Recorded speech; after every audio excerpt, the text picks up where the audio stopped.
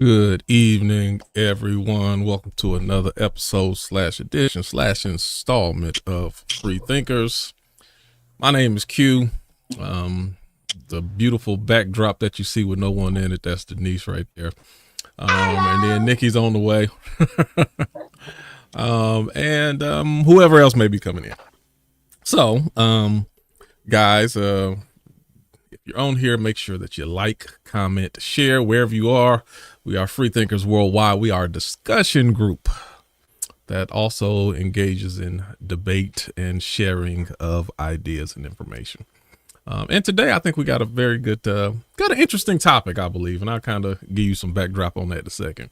Now, before you get on, just first of all, a couple things. If you're on here, either you're on our YouTube page or our Facebook page. If you are subscribed to one and not the other, make sure that you subscribe to the other. We currently have a little bit over 700 members on Facebook and just over 100 on YouTube.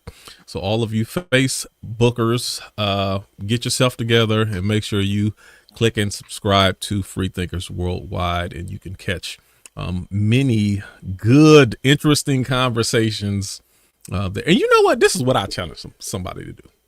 For those who follow us on Free Thinkers, I would like, and I'm always looking for different conversation pointers.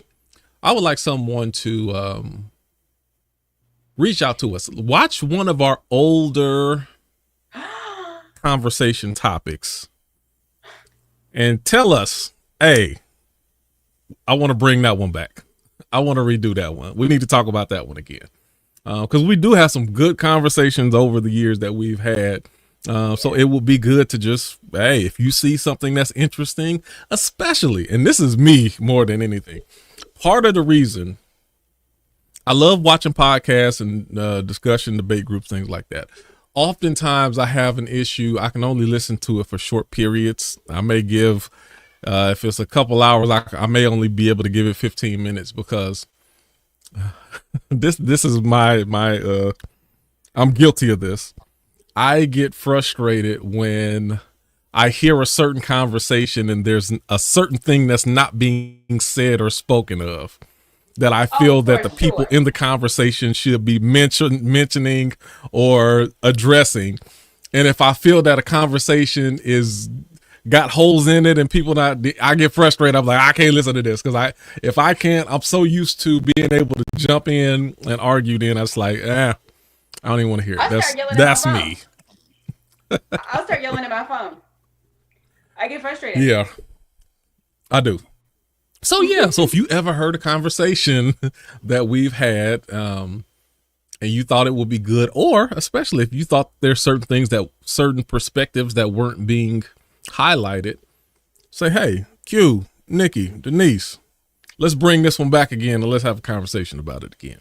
So that also gives you opportunity to go back to Free Thinkers Worldwide, go back and look at some of our old topics and find out which one, look at which one you want to bring back. So that's just an idea I had off of the fly. I be coming up with some good ideas off the top of my head, but that's good. What were you saying, Denise? Q, I literally watched an old episode from like pandemic days. It was like me. Woo, wait, that was some spicy times. Kiera, maybe Edward. And I remember watching and you asked me questions. I can't think of any of what the topic was or what you asked me. Mm-hmm. And I remember distinctly going, I have no idea what I think I thought then. Oh, yeah. I answered the question, and the me of today does not agree with that shit at all. Right. Yes, that happens a lot. And that was 3 years ago. So you know what's funny for me? My conversion kind of took place maybe was we in 2024 going on 25. My conversion probably took place more so about 2017 or 18. Most of my Conversion. thoughts and opinions are very similar from about that time period, about Okay. 2017 as they are now. And a lot of times, like you said, I can hear something and I'm kind of trying to predict what my response is going to be. And it usually lines up pretty accurately. There's Ooh, very few things over the understandable. last 8 years that I'll be like, oh no, I don't think that at all anymore. Yeah, Now, like especially relationship shit. Oh, baby. now you go back about 10, 11 years. Oh man, completely different. Mm, Like I had interesting. my What's the shift? What was the shift? What was the thing that my shifted things? pre-church brain and my post-church brain. What made you decide to go? Because okay, so for those who are watching who don't know, uh, Q is very much identifies as Christian, right? For lack of a better term, yes. For lack of a better term, but Q also like is a very regular guy. He's not preachy. He's not a Bible thumper. He's very open minded, and things like that. So I'm just Right. prefacing that to say, like, what made you go from super churchy to like the person you are today? What was the thing that triggered it, changed it, made you think about things differently? There had to be some sort of shift. If Because would you say you ooh, were very like preachy at any point? Would you say you were like very like, oh yes. Oh man, my friends used to hate me. My best friends used to hate. They were like, "Oh man, Q, I couldn't stand you back in the day." oh Like they liked me, wow. they loved me, but they couldn't like because I was serious, so serious, and I was militant to the point. So at the previous church, when I first came to Austin, it was a church I joined, and I was there from about '99 to 2013.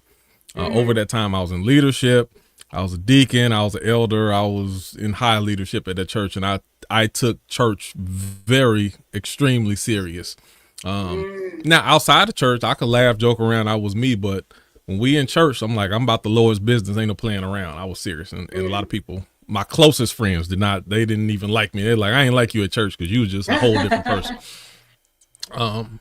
But it wasn't me being fake. I was just serious. I was serious about Yeah. Time and place. saving souls and the work of the Lord. Um, I think you buy into something from a certain standpoint, but I have always been me to some degree. I think that a couple things. Number one, meeting of the minds before we Mm, kind of merged into free thinkers. That was a space where I got outside of the small church circle because mm, I'll say this, even in church, we having meetings in different forms. I was always kind of the person who would ask the question that nobody else wanted to ask. And I was mm. always the one, excuse me, why are we doing this? Why don't we do, and people was Right. looking like, why you always got some type of question? Cause I'm like, I need this to make sense.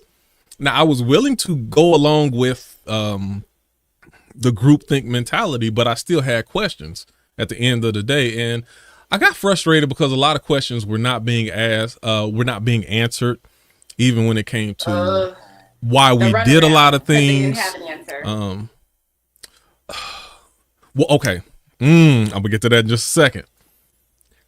What I end up learning is that they did have an answer, but they weren't willing to openly voice it. And I'm talking about leadership, pastors, so forth. So Mm, as I kept having questions and I kept looking for answers, ultimately I started getting to the place. So okay, I don't want to get too deep in this. So that combined with I think the advancement in the internet, because now I didn't have to ask so many questions.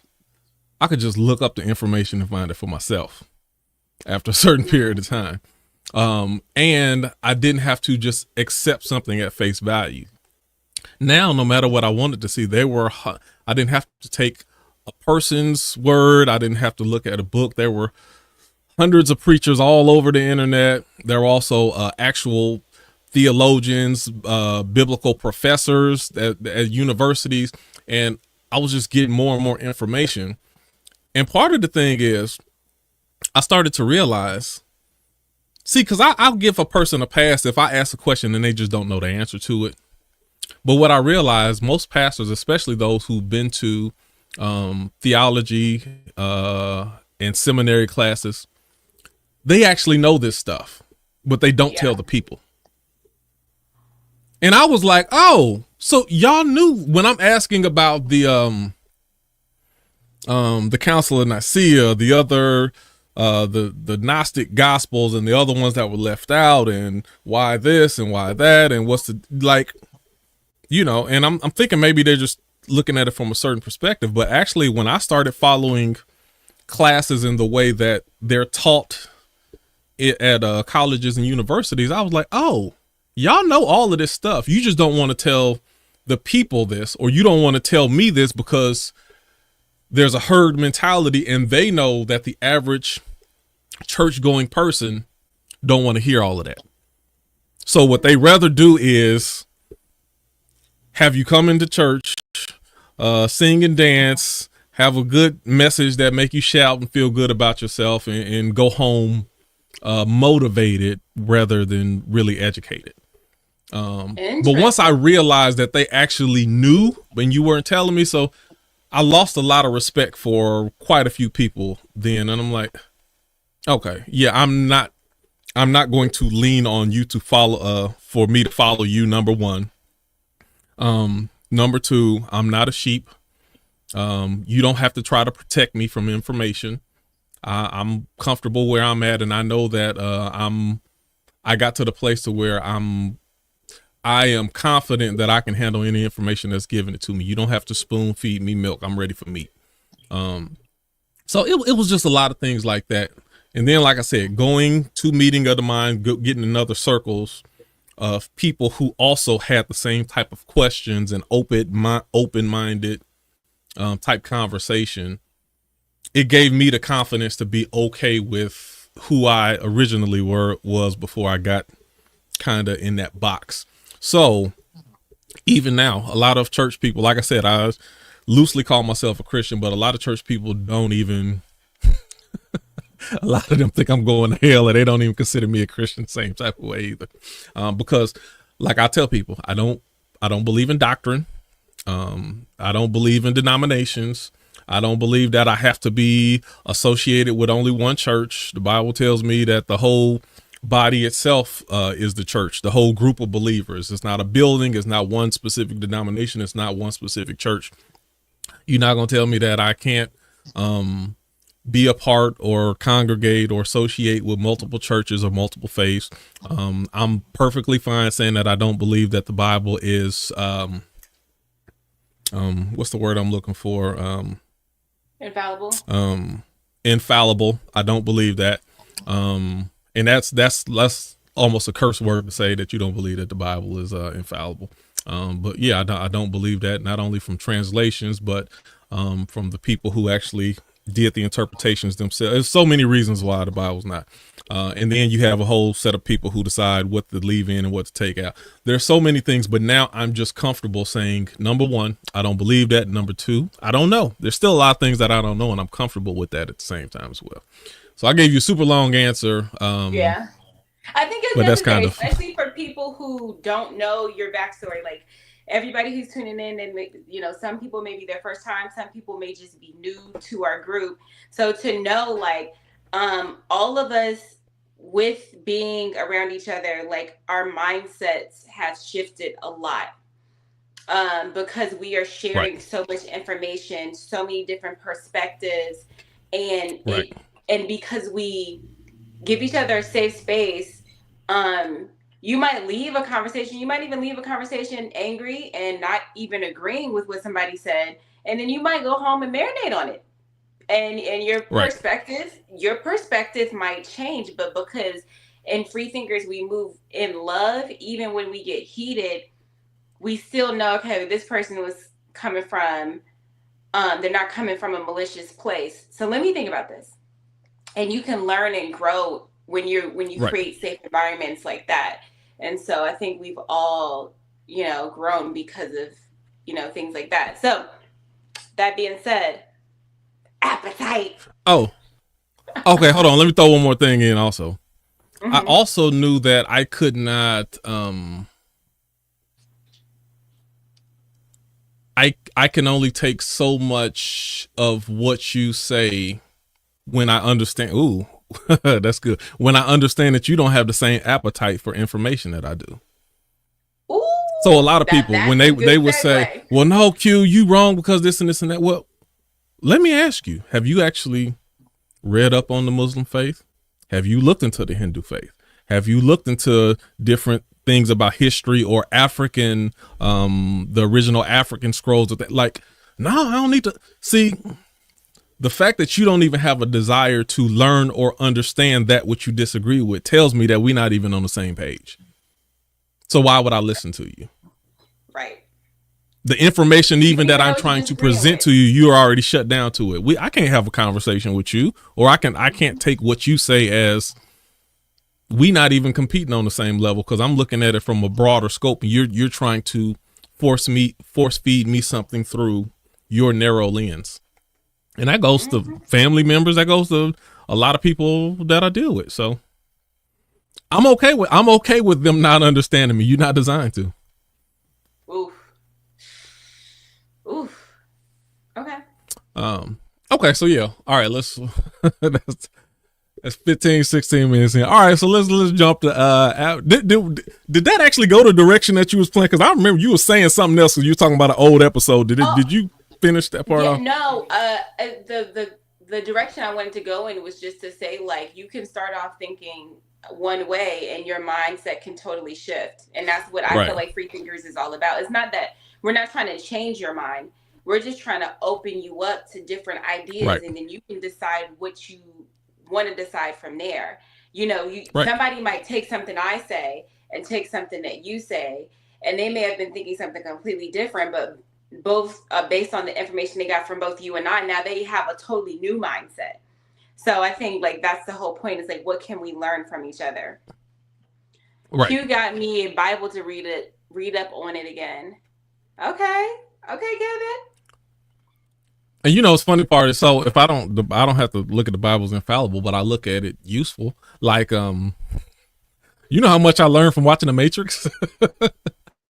Ooh. The Matrix is like but there's a lot of, like, I feel that God can be within anything and Oh, everything for if you sure. have your frequency and antenna tuned up to it. Oh, So for I can sure. hear God in you. I can hear God in a song. I can hear God in music. I could be watching a tree blow in the wind and hear God say something out of it. It doesn't have to be minimized to anything. For So when sure. you stay open to it, then you're not limited to it. But that don't mean I discount the Bible either. I can Right. take whether I believe the story was actual, allegory, fictional, whatever the case is. The message that you can pull out of it is still the same. Right. I think it's Because important whether it's to, true or not, it's still the message itself. Go ahead. I'm sorry. What you saying? for sure. I think it's important to stay open to information. That doesn't mean that you have to agree it immediately upon hearing it. That doesn't mean, like, it's just be open to it. Be open to hear Right. it, learn it, ask questions, whatever the case may be, so that you can then decide how you feel about the information. But when you just automatically close yourself off to information because you think you know something, when in fact you don't know because you don't know enough, like, you can't grow from that. So, yeah, stay open to Right. information. Yeah, absolutely. Yeah, Kevin, tell me what you mean by that. I don't know if you're talking about the book of numbers in the Bible, or if you're talking about numerology. What are your numbers you see? I don't Yeah. know. You got explain to me what you mean by that, because I don't know if you're talking about the book, the Bible book numbers, or just numerology in general. But anyway, so appetite. What was the first? So, do you want me to tell you what I was thinking of when I came in, or what was the first thing that you thought of when we talked about the topic appetite? Appetite. The first thing I thought about is that thing that you said during the pandemic that's always stuck with me, and it has never left me. Okay, Was what's that? I want to I hear. told y'all about it last at the end of episode last week. which is like the topic we were talking about relationships. And you were saying, even as Oh a yeah, yeah, single yeah, yeah. person, you should only create a certain appetite for other people, because you're not going to be able to like be satiated if or be satisfied if you have created a certain appetite for a certain thing as a single person and now you're Yeah. in a relationship. You're not going to just get in the relationship and be like, okay, now I'm not, you know, out in the club trying to knock something down every weekend.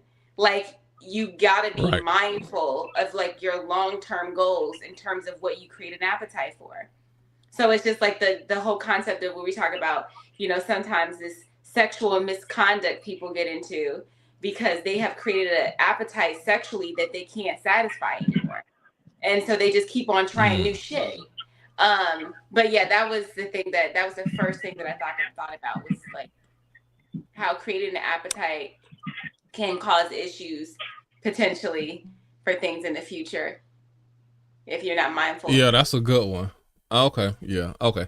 So let me tell you what made me think about this. So I'm but I don't know if I told you in a different life a while back. I was a lab rat. I would do a lot of research studies, and that's where I made Yes. the bulk of my money for about 10 years. I did that from about '05 to 2015. Oh Um, wow. and yeah, that's pretty much all I did. I would have little side jobs and side hustles, but that was the meat of my income. That's what I did. So recently, I just did another study after a while. It's been a while. And I did another study, and this one, they're doing some, now that Ozempic is big, now they got a lot of different new Ozempic type stuff coming out, whatever. So I just Peptides. did so I did that, and I recently did a study, and they gave me a dose of an Ozempic type drug. Um, and as it did that, anyway, first day was rough, but um it completely took away my appetite. I had no desire to eat anything at all. So while I was there in that facility, like I was eating all my food the first day before we dosed. Then we actually dosed. I ate a meal after that. And then when the medicine kicked in, I had zero desire to eat anything. I didn't do anything besides drink water and maybe take a couple bites of yogurt for the next 3 or 4 days. I Oh had wow. no desire to eat anything at all. And it just made me think about, and even the stuff. So the funny thing is, this is the crazy part. Because even I while have I'm a in the study, conspiracy theory. I'm just throwing that out there so we can go back to it later. okay. So even while I'm in the study, we watching TV, watching football game stuff, just chilling, doing regular stuff. There's a Sonic commercial come on. I don't know. Y'all got Sonic. You know what Sonic is, Denise? The restaurant? Okay. They don't I have don't them know out here, but I how know Sonics is. okay, I just make sure. I don't know how long you've been removed. You might have forgot up there Oh on no. the East Coast. But they showing some new burger that they got, and I knew everything in me like that is supposed to be appealing to me. I know I like Sonic. I know I like the way they look, but even looking at the picture of that did absolutely nothing for me. I was just like, turn it off. I don't even want to see. Like I was Oh almost wow. repulsed by the thought of food. But I know any other time I would actually crave this. So it just made me think about the importance of appetite, like just that the motivating factor that makes you want to desire a thing, whether it's food, whether it's sex, whether it's success. Like think what life would be like if you did not have appetite for anything.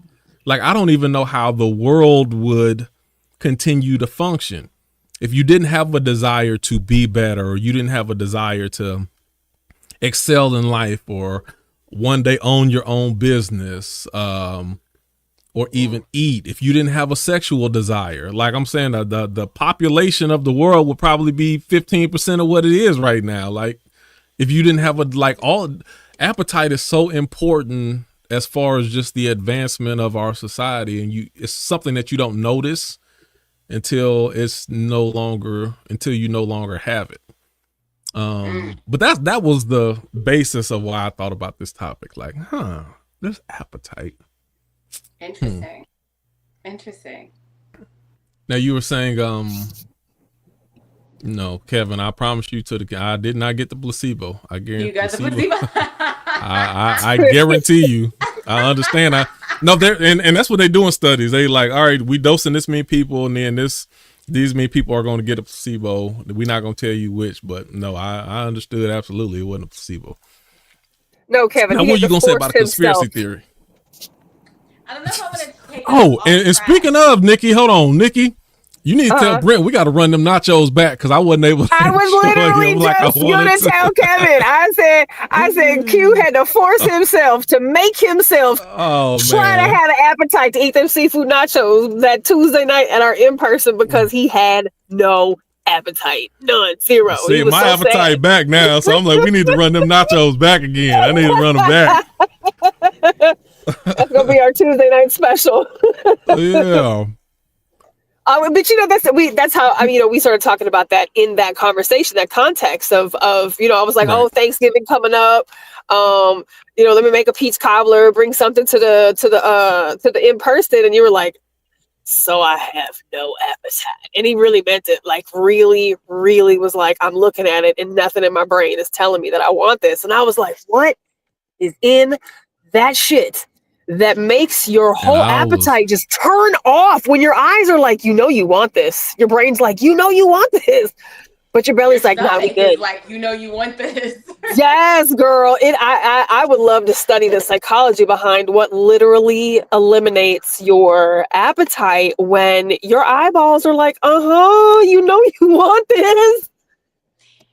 but you know what's scary too? And this was way back in the day when I was doing studies back in the day. I did a study for an antidepressant drug. And Oh those shit. things is very similar. Wow. Your desire for life drops in half. Like Well, they you say just that like a don't lot of have a people's desire for libido anything. disappears. So even though people are like, Oh yeah, my yes, that depression's too. gotten better, but I Mm-hmm. have no libido, zero gone. So then Yes, people got to all of take that. other drugs to bring their libido back up. Yep. And I was like, Damn. oh yeah, that would never be for me. Absolutely. But it was like He's like, fuck it, it I'll be was funny. Like depressed. if you ever watched the old Cat Williams comedy show, and he talked about how they tried to put his son on Ritalin or On something Ritalin. like that. Uh-huh. Mm-hmm. He was like, the boy was Mm-hmm. running all over the place and, just happy jumping all over. He said he put him on there. He looked around there and the boy was just sitting there. And he was like, okay, what you thinking about, son? He said, running. He just sitting there. He's saying, I'm thinking about running, but there's no response from me and no reaction. And that's really what it is. Like anything you have a desire to do, that's all it is. It's a thought in your head. And the thing about depression, you can be depressed and sad, but you just will have no physical reaction. All of the same emotions and thoughts are still there. There's just, it's like what you think about, I feel like crying, but I'm not. And you just blah. Everything is blah. I'm like, oh yeah, that's never designed to be long. It might help you from harming yourself or doing something crazy, but that ain't no good long-term remedy. Denise, you were saying you had a conspiracy theory. I got tons now that we're here because what that makes me think is, if I go conspiracy theory brain, is that like, okay, if I can control your appetite, I can in some ways control you.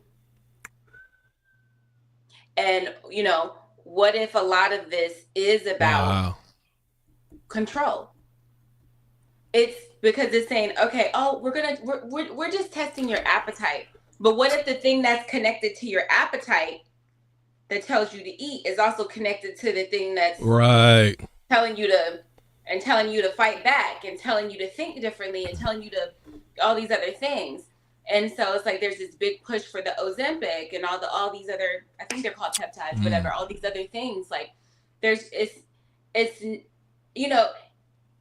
taking a drug that's going to make you lose weight, that's an easy sell. That's a very easy sell. That's not a hard sell at all. No. And it's very easy to get the celebrities on it. Boom. Just like that. Now it's just a normal thing that people are doing. I don't even think most people have diabetes, because that was the original purpose of this, is for people who have diabetes. But now I think it could be something else. And it's like we're putting, like we were So talking about. Go ahead, that's why I go ahead. wanted to be a little more cynical even than you are. Do you really think these pharmaceutical companies want people to lose weight and no longer be diabetic and no longer have all of these other issues that they're getting paid off of? I don't think so. So they don't want, unless there's a way that they can, it has to be more than just that. They still got to make sure, because they getting paid off of insulin medicines and a lot of other things Can you associated with maintain it? overweight people. Can you maintain it without the shots? Like Not like unless the you average unless you person have a who's not going mind to be in the shift. gym. No, Like if just you don't have a mind shift, then you won't maintain it. there it is. Because that appetite, I'm fighting right now. I'm telling you, that appetite come back vicious. Because I only, people dose on usually on a repetitious basis. I only took it one time. And yeah, that appetite come back vicious. But I don't There it think the is. company, and it's just one company that's doing that. So all the other, they all in cahoots together. So they would end up, by people losing weight and not being reliant on all these other medications, they would end up losing much more money than gaining it. So that goes back to what you're saying, in my opinion. I think that there's a secondary agenda, or there's a primary agenda, and people just losing weight as a secondary enticement to it. But the primary thing is, it could be very much control. Now, if we can control your appetite, then we can dictate. Now, if you lose just the appetite for food, are you going to have that same appetite to go into business for yourself and to look for your own dreams and desires and fulfill all these goals and wishes that you want? No. And you know what else I was thinking about too, now that I'm on conspiracy theory brain? I wonder how much of the weight gain was the pandemic and how much of weight gain was the vaccine. How much did the vaccine have something in it that might cause you to be a little more lazy, not want to get up, not want to move around? It's very hard to tell because we're on lockdown, so you don't really know. And who knows, who's to say that it happened immediately? Who's to say it didn't happen later? So now you got all these overweight people. We got something for you. Yes, we have something new now. We got the weight loss drug, because we know all of you have gained 20, 30 pounds. Some way more than that, 50, 60, 90. We got something for you. So it's that. And then there's also, apparently you can cause like thyroid cancer, things like that. So now everybody's skinny, but guess what? In about 15 years, 10 years, you'll have cancer. We got a drug for that too. Oh, they got 20 different ways that you're going to catch cancer. So through food, through medicine, through the air, there's so many ways you can catch cancer. It's like, it's not even funny. So it's like, it just makes me very skeptical when, again, like you said, what benefit would it be for them to have people lose weight and then they're not having diabetes, or maybe they don't have high cholesterol anymore, or maybe people are losing weight but they're still eating like shit. When you are eating, you're eating like shit, so you're just skinny and unhealthy, but you're still unhealthy. Right. True.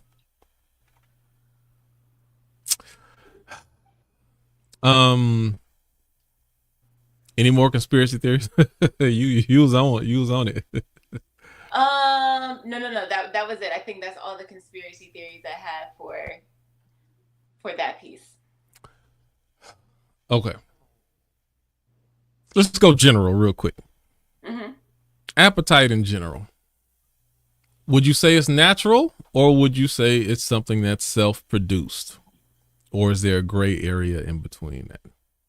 Oh, I think it's good old nature versus nurture.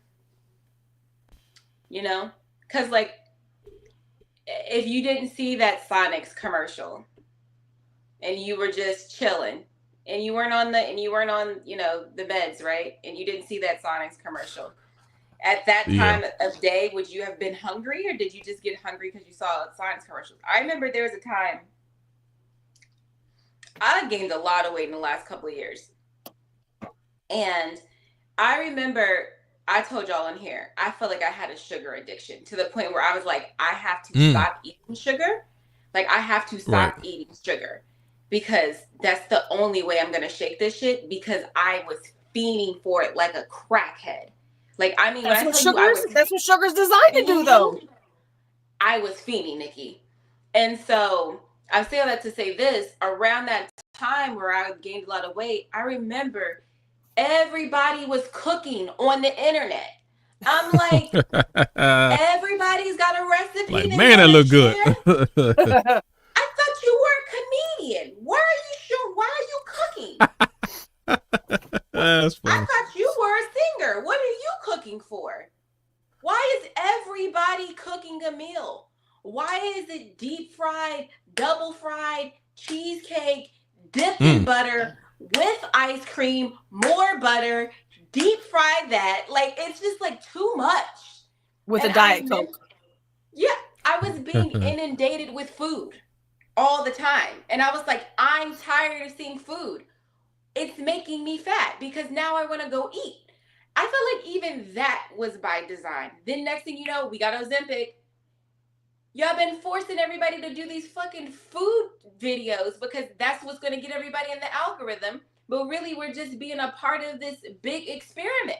I don't know why. I don't know. You know what, y'all? I do like them food videos. I didn't cut simple carbs and sugar, and I'm clear now.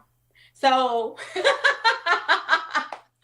everything's a conspiracy theory to me right now. But in that though, Denise, that just goes to show you how literally chemically addicting they make food be, right? Like, sugar is naturally occurring, but the white sugars that we eat, the refined sugars that we're eating, and we've talked about this before on here, like, your brain responds to white sugar, white flour, the same way it responds to cocaine.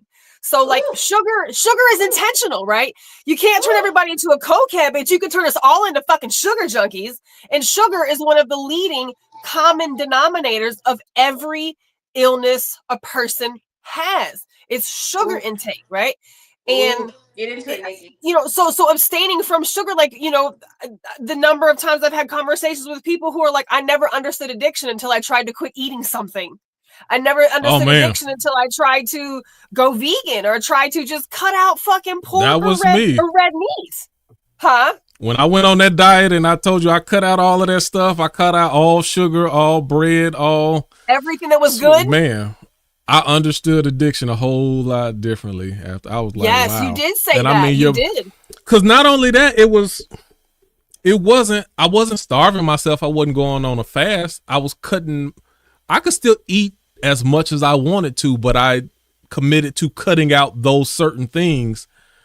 And I still felt like I was killing myself. I'm like, why am I punishing myself like it was a punishment? But I'm sitting up here like, you can still eat.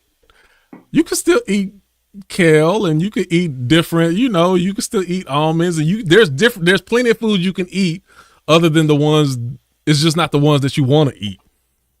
And I literally felt like I was starving. Did you also get to a point eventually, and maybe you did, well, your reasons for doing it. So let me tell you about the addiction part of it too. So then I started trying to, I would have these wars in my mind where I started trying to convince myself that, all right, well, look, I know you said that, but you could do this though. Well, technically this, and I start trying to make concessions with my own self to justify, right, all that. And I'm sitting up and like, Q, are you? It was crazy. And so I got it to where you're trying to rewire your mind to say, no, it's okay if I do this. When I already told myself that. So then that's the part where I started understanding addiction. It's like, there's a constant war and a battle. There's a constant war and battle where you start trying to convince yourself of, other things. So it was interesting. So to that point though, my experience in going vegan, right? Like, so your diet was a little bit different, right? Me going vegan was definitely, something I wanted to do. It was something that I planned on doing for long term. and did. Like I was vegan for 7 years. I say was because this move took me all the fucking way back. This move had me relapse in ways I was like, oh my God, you just ate some fucking pork. Oh my God. I went all the way back, right? And it just made me, it just made me remember, back 7 years ago when I decided to go vegan, how I literally, I don't think I like physically had withdrawal symptoms, but definitely emotionally and probably physiologically had withdrawal from sweets and sugars and cakes and things like that, to where it got to a point after about 3 weeks to 30 days where I was like, okay, I actually don't crave it. I don't want it anymore. Like I would look at all of the same treats and I'd be like, Right. I'm sure it's good, but my body wanted fruit. My body wanted strawberries and blueberries and fucking bananas and water and ice and like, and I remember those first 30 days, those first 45 days, 60 days, it tripped me out over and over how my brain was responding to things, looking at a bowl of queso and I wanted to throw up. And I was like, who are you? But my brain completely adapted and rewired. And so a lot of times, like with diet, and so getting into appetite, diet, sex, porn, anything that we can have an addiction to, anything that we have an appetite to, a thirst for, a hunger for, you can literally rewire your brain. But it requires abstinence. It requires changing people, places, and things. It requires an actual. Okay, Nikki, can you do it with? Can you do it with everything though? Can you do it? Can you rewire your brain with everything? And not just right. So that was my question to Denise about, she said nature, nurture, or like, is it natural or some of that stuff self-produced? So my question would be like, and this is just off the top of my head, there probably, maybe there's certain things, and maybe those things that are unhealthy and that your body, it like sinfully craves, but it doesn't actually crave as a necessity. Those are things maybe that if you stayed away, then you can rewire your body. But say for instance, sex, I believe sex is natural. Can you ever rewire yourself not to have an appetite for sex? Yes. And I can say that as somebody who's practiced abstinence. When you remove that from your diet, your appetite changes. So it's not even so it's not like you don't even have a desire for it. Sure. But that's where the discipline, that's what I'm saying. But the discipline comes into play. Right, but I'm saying the appetite for it hasn't gone away. But it's a different type of appetite. Right, so it's a manageable appetite. It's a controllable appetite. And you can say no. You can walk away and you can be okay. Whereas before, a person may just hump any damn thing, right? Just to get that physical endorphins, the things that happen, right, during a sexual encounter with somebody, and people, I've had many people say over the years, like, there's no way that, no woman can go 3 months. No woman can go a year. No person can go XYZ, without having any kind of sex. And it's like, you say that because you've never not had sex. You say that, but I don't look at that in the same way as an appetite. I don't think that's not the same as having an appetite for it. You could, and that's what I'm saying. I think you can have an existing and always existing appetite for something, but you've mastered that appetite to where you don't succumb to it. It's like any other type of addiction. It's like any other type of addiction. It never goes away. Once the brain is gotten, but that's my question. Once your reward center has been rewarded with it, it never goes away. It's just how you handle that appetite. But that's the thing that I'm asking, because appetite rules your life. How that appetite has you going in fucking dark alleys and calling people you're not supposed to be calling and eating cupcakes in the car and shit like that. It's how the appetite controls your life, right? I think, but that's I'm not taking it to that extent. I think two people can have an appetite for the same thing, but the discipline of one person can have them stop at just the desire, and the lack of discipline for another can have them indulge in those desires. Both of them still got the same appetite, but one person is master over that appetite and the other one succumbs to it. But it's both appetites though. With time and with abstinence and with practice, your appetite does change. It does change. Okay, it changes, but does it? But what I'm saying is, it may not. It doesn't go away, and in certain instances where it doesn't go away, then that would lend to it being something that's natural. If it's just natural, then it may never go away. That's what happens when you entertain the brain. When you put these things into the brain that you can't remove, that ain't got nothing to do with that. That has all to do with the fact that now that you've experienced it, your brain can't unexperience it. You received a reward in your pleasure center from whatever that thing that fed that appetite was, and now it doesn't go away. It's just now, how do I dance with this, right? So, Nikki, that goes back to my previous statement. There's certain things that your discipline doesn't necessarily disappear the appetite away, though. It can. That was originally what I asked you. For going vegan made me not want to ever eat meat, or have no desire or crave meat, or want to taste meat or eggs or cheese. And in my lack of discipline, but that's what I'm saying. That might be for certain things, but other things you can't abstinence yourself away from an appetite. Like what? That's my question. There's some things that you may be able to, and I know some people that's vegetarians, and they're like, yeah, I don't even have a desire for meat. I look at it and like, I have no desire for it at all. They abstain from it long enough to where they have no desire for it. Where there's some things you can, like, even you were talking about sex, you can abstain all you want to, but the appetite will still be there. And I think each person may be different, right? My appetite today, because I've abstained for such a long period of time, is not the same appetite I had 12 months ago, 18 months ago, 24 months ago. My appetite today is, it'd be cool to get some, but I'm cool on that. You know what I mean? Like, I'm really, really okay with that. My appetite is like, okay, it's gone, right? So the appetite can absolutely change, in my opinion.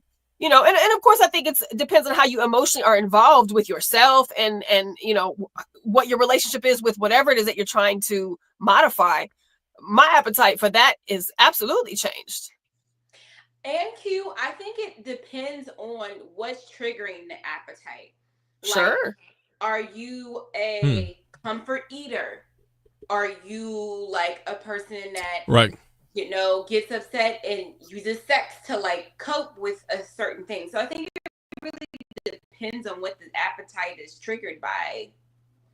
Is it triggered by the pure desire to eat some chicken teriyaki wings? Or like you had a bad day at work and you want some fried, like, which one is it? Right. I think they're usually coping mechanisms. It tastes so good. And it does. I don't know if it You taste it? It tastes great. It does. It does. Wings are excellent. Ivory, you want to jump in anywhere? What you thinking? I have a lot of thoughts, but I don't know where to jump in right now. So you better I'm going to ask a few questions right after that. So, if you want to throw your thoughts out there. I was actually just thinking about when y'all were talking about I was thinking about my own kind of journey trying to understand appetites, especially around sex. And I think sometimes, sorry, my child has asthma. She's telling me she's done with her breathing machine. I think sometimes that it takes for you to remove some of the unhealthy ways you cope with things to even understand what your appetite really is. So it took a process of me removing the unhealthy reasons why I did some things I did. And then I could say, this is my actual appetite, but I think it's hard to know what it is until you get down to removing some or trying it. You got to try it a few dozen times to realize that you ain't got appetite for it no more. Well, no, this is to my point. I was thinking run it out your system. Saying is like some extreme abstinence sometimes in some areas when you are using things to cope. So I've done some extreme abstinence in some areas, and it helped me just see, this part was just my appetite, and this part was coping. And so sometimes And the abstinence allowed you to see if it was a real appetite or just something to coping mechanism. What the appetite was, because like, I mean, I don't normally say on the airwaves. I mean, I'm just, if it's a scale, I'm on the high end of wanting some. I mean, I just am. But I didn't know whether that was some coping from being a kid or if that's just what it was. And so then once I actually got healthy, I was like, oh, I'm just a freak. But it took, you know, figuring it out to even know that's what it was. Yeah. And it's to Kevin's point on here. He's like, have you tried fasting? Like, fasting is a good way to check yourself on a lot of things. Yeah. Because when you start removing things, and it's just you stuck with you and only. You know, I don't know about fasting though. I don't know about fasting. So because what do you define as fasting, and then what do you not know about it?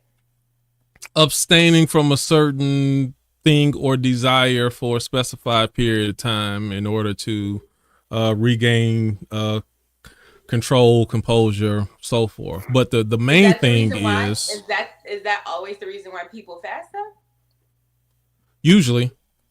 They usually fast because that's you'll fast to lose weight, you'll fast to kind of retake control of a lot of it. I mean, in the base level, it's actually you taking control of your actions and replacing negative habits or actions with something positive to kind of reset your system and reset your behaviors. So that's why you may fast from food, you may fast from TV, you may fast from the internet, you may fast from certain things, but what you're doing is taking those habits, whether you know if it sometimes when it comes to fasting, whether it's food, internet, TV, certain things, whatever, a lot of times you don't know if you're in control of that thing or if it's in control over you. I was going to say, well, it's a good thing. Fasting gives you the opportunity to make sure that you're regaining control of a thing. But the reason I say it doesn't, you have a different definition, Ivory, or you want to add or change or disagree or anything? I was actually just agreeing that I like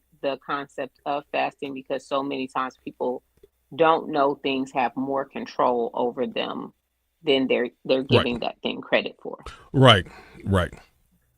So the reason I say I question, I don't know if that's the best, because fasting itself is not designed to be permanent. Right. So I can go on a like okay, for instance, when I did my food fast, I did a 60-day fast. It was designed to start at a certain day and end at a certain day. Mm-hmm.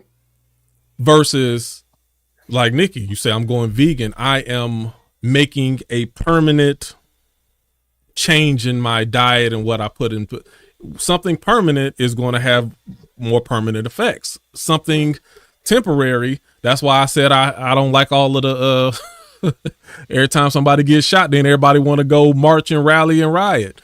It's not, marching is not designed to be a permanent solution. That's saying we upset, we got issues, but what is the permanent thing that's going to actually cause long-lasting change versus just letting everybody know you upset?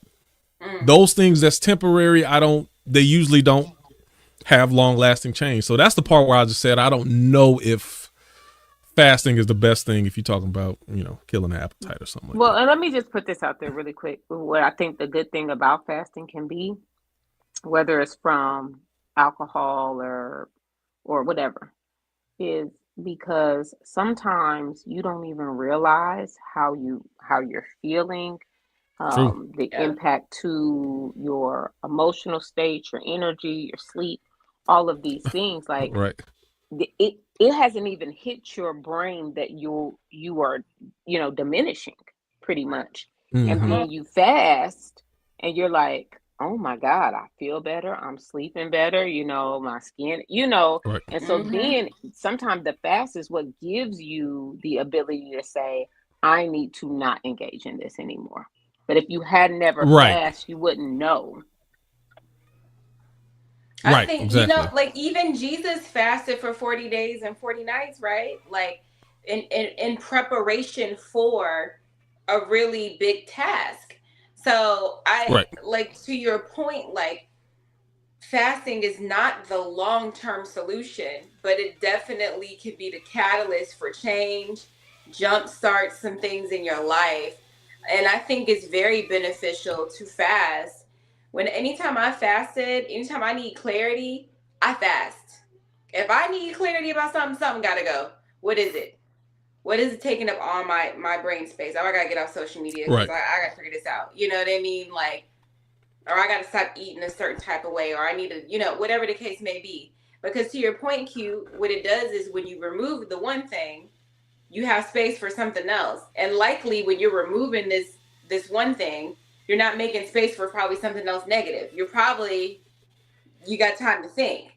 So you probably going to read a book or listen to a sermon, or like it's probably going to be something positive that you replace with that thing that you're removing that may not be the healthiest thing, or something that might be a distracting thing. So I think I would recommend fasting to anybody, pretty much under any circumstance. Oh yeah, I feel like fasting will help. Yeah, I would too. And then I would look, even on top of that, after you fast, then look. You got to ask yourself: is this something that this can go from a fast to what can I do permanent? So some of the things I've done, like, okay, yeah, I still like that meat. Pause, that ain't sound right. I still like beef and chicken and pork, but yeah, I have no desire for soda anymore. Like, I don't, Mountain Dew, Coke, this, and I can drink it every once in a while, but I'm not one of those people that's hooked on it. So even if I go to a fast food restaurant, I just get the sandwich by itself because I don't need Coke. I don't need. So, through a fasting situation, certain things I pick back up, certain things I left there. Like, that's not necessary for me anymore. I leave it there. Unfortunately, Nikki kept grossing me out about milk. So I rarely drink milk anymore. Like, I'm not, that's just one of those things, like, and but the thing I hate about that the most is that milk does not do cereal, so I don't even eat, because I don't mess with cereal. I don't even eat. I mean, because I don't drink milk anymore, I don't even eat cereal. Almond milk is like the alternative. Cereal. And I don't like the alternatives. I don't. Yeah, and I tried almond milk, and I'm not until you try it, man. Get the vanilla flavor. No, I'll bake it on and I would try that sometime, but yeah. So it's and after long enough, it's like I can, but I learned I could do without it. I don't need it, so I pretty much stay away from it for the most. I may, over the course of a month, I may have one glass over the course of a month, whereas I used to drink it all the time. Let me get into some questions though, because we're getting up on time already. What are things you used to have an appetite for that you no longer have?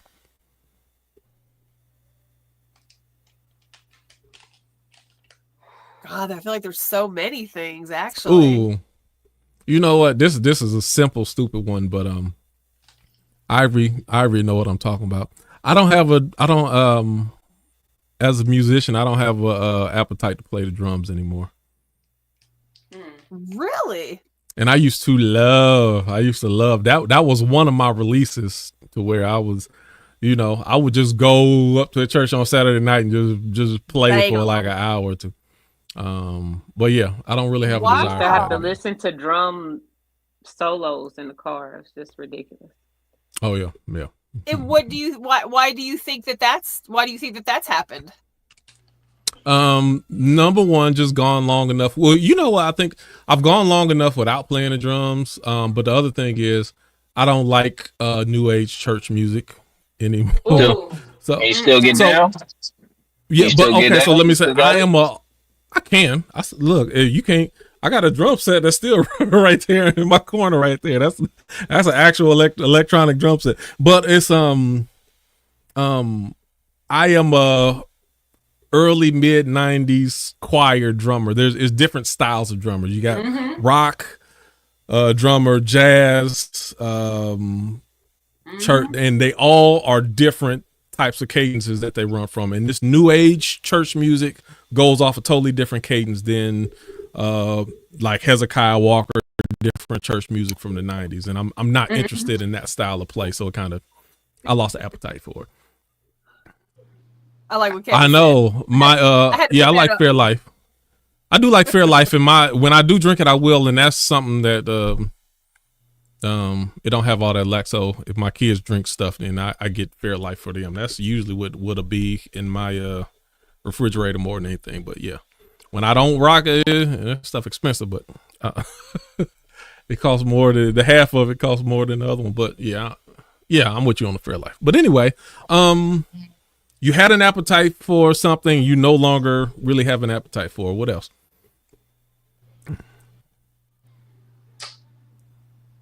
You know what I realized? I thought I had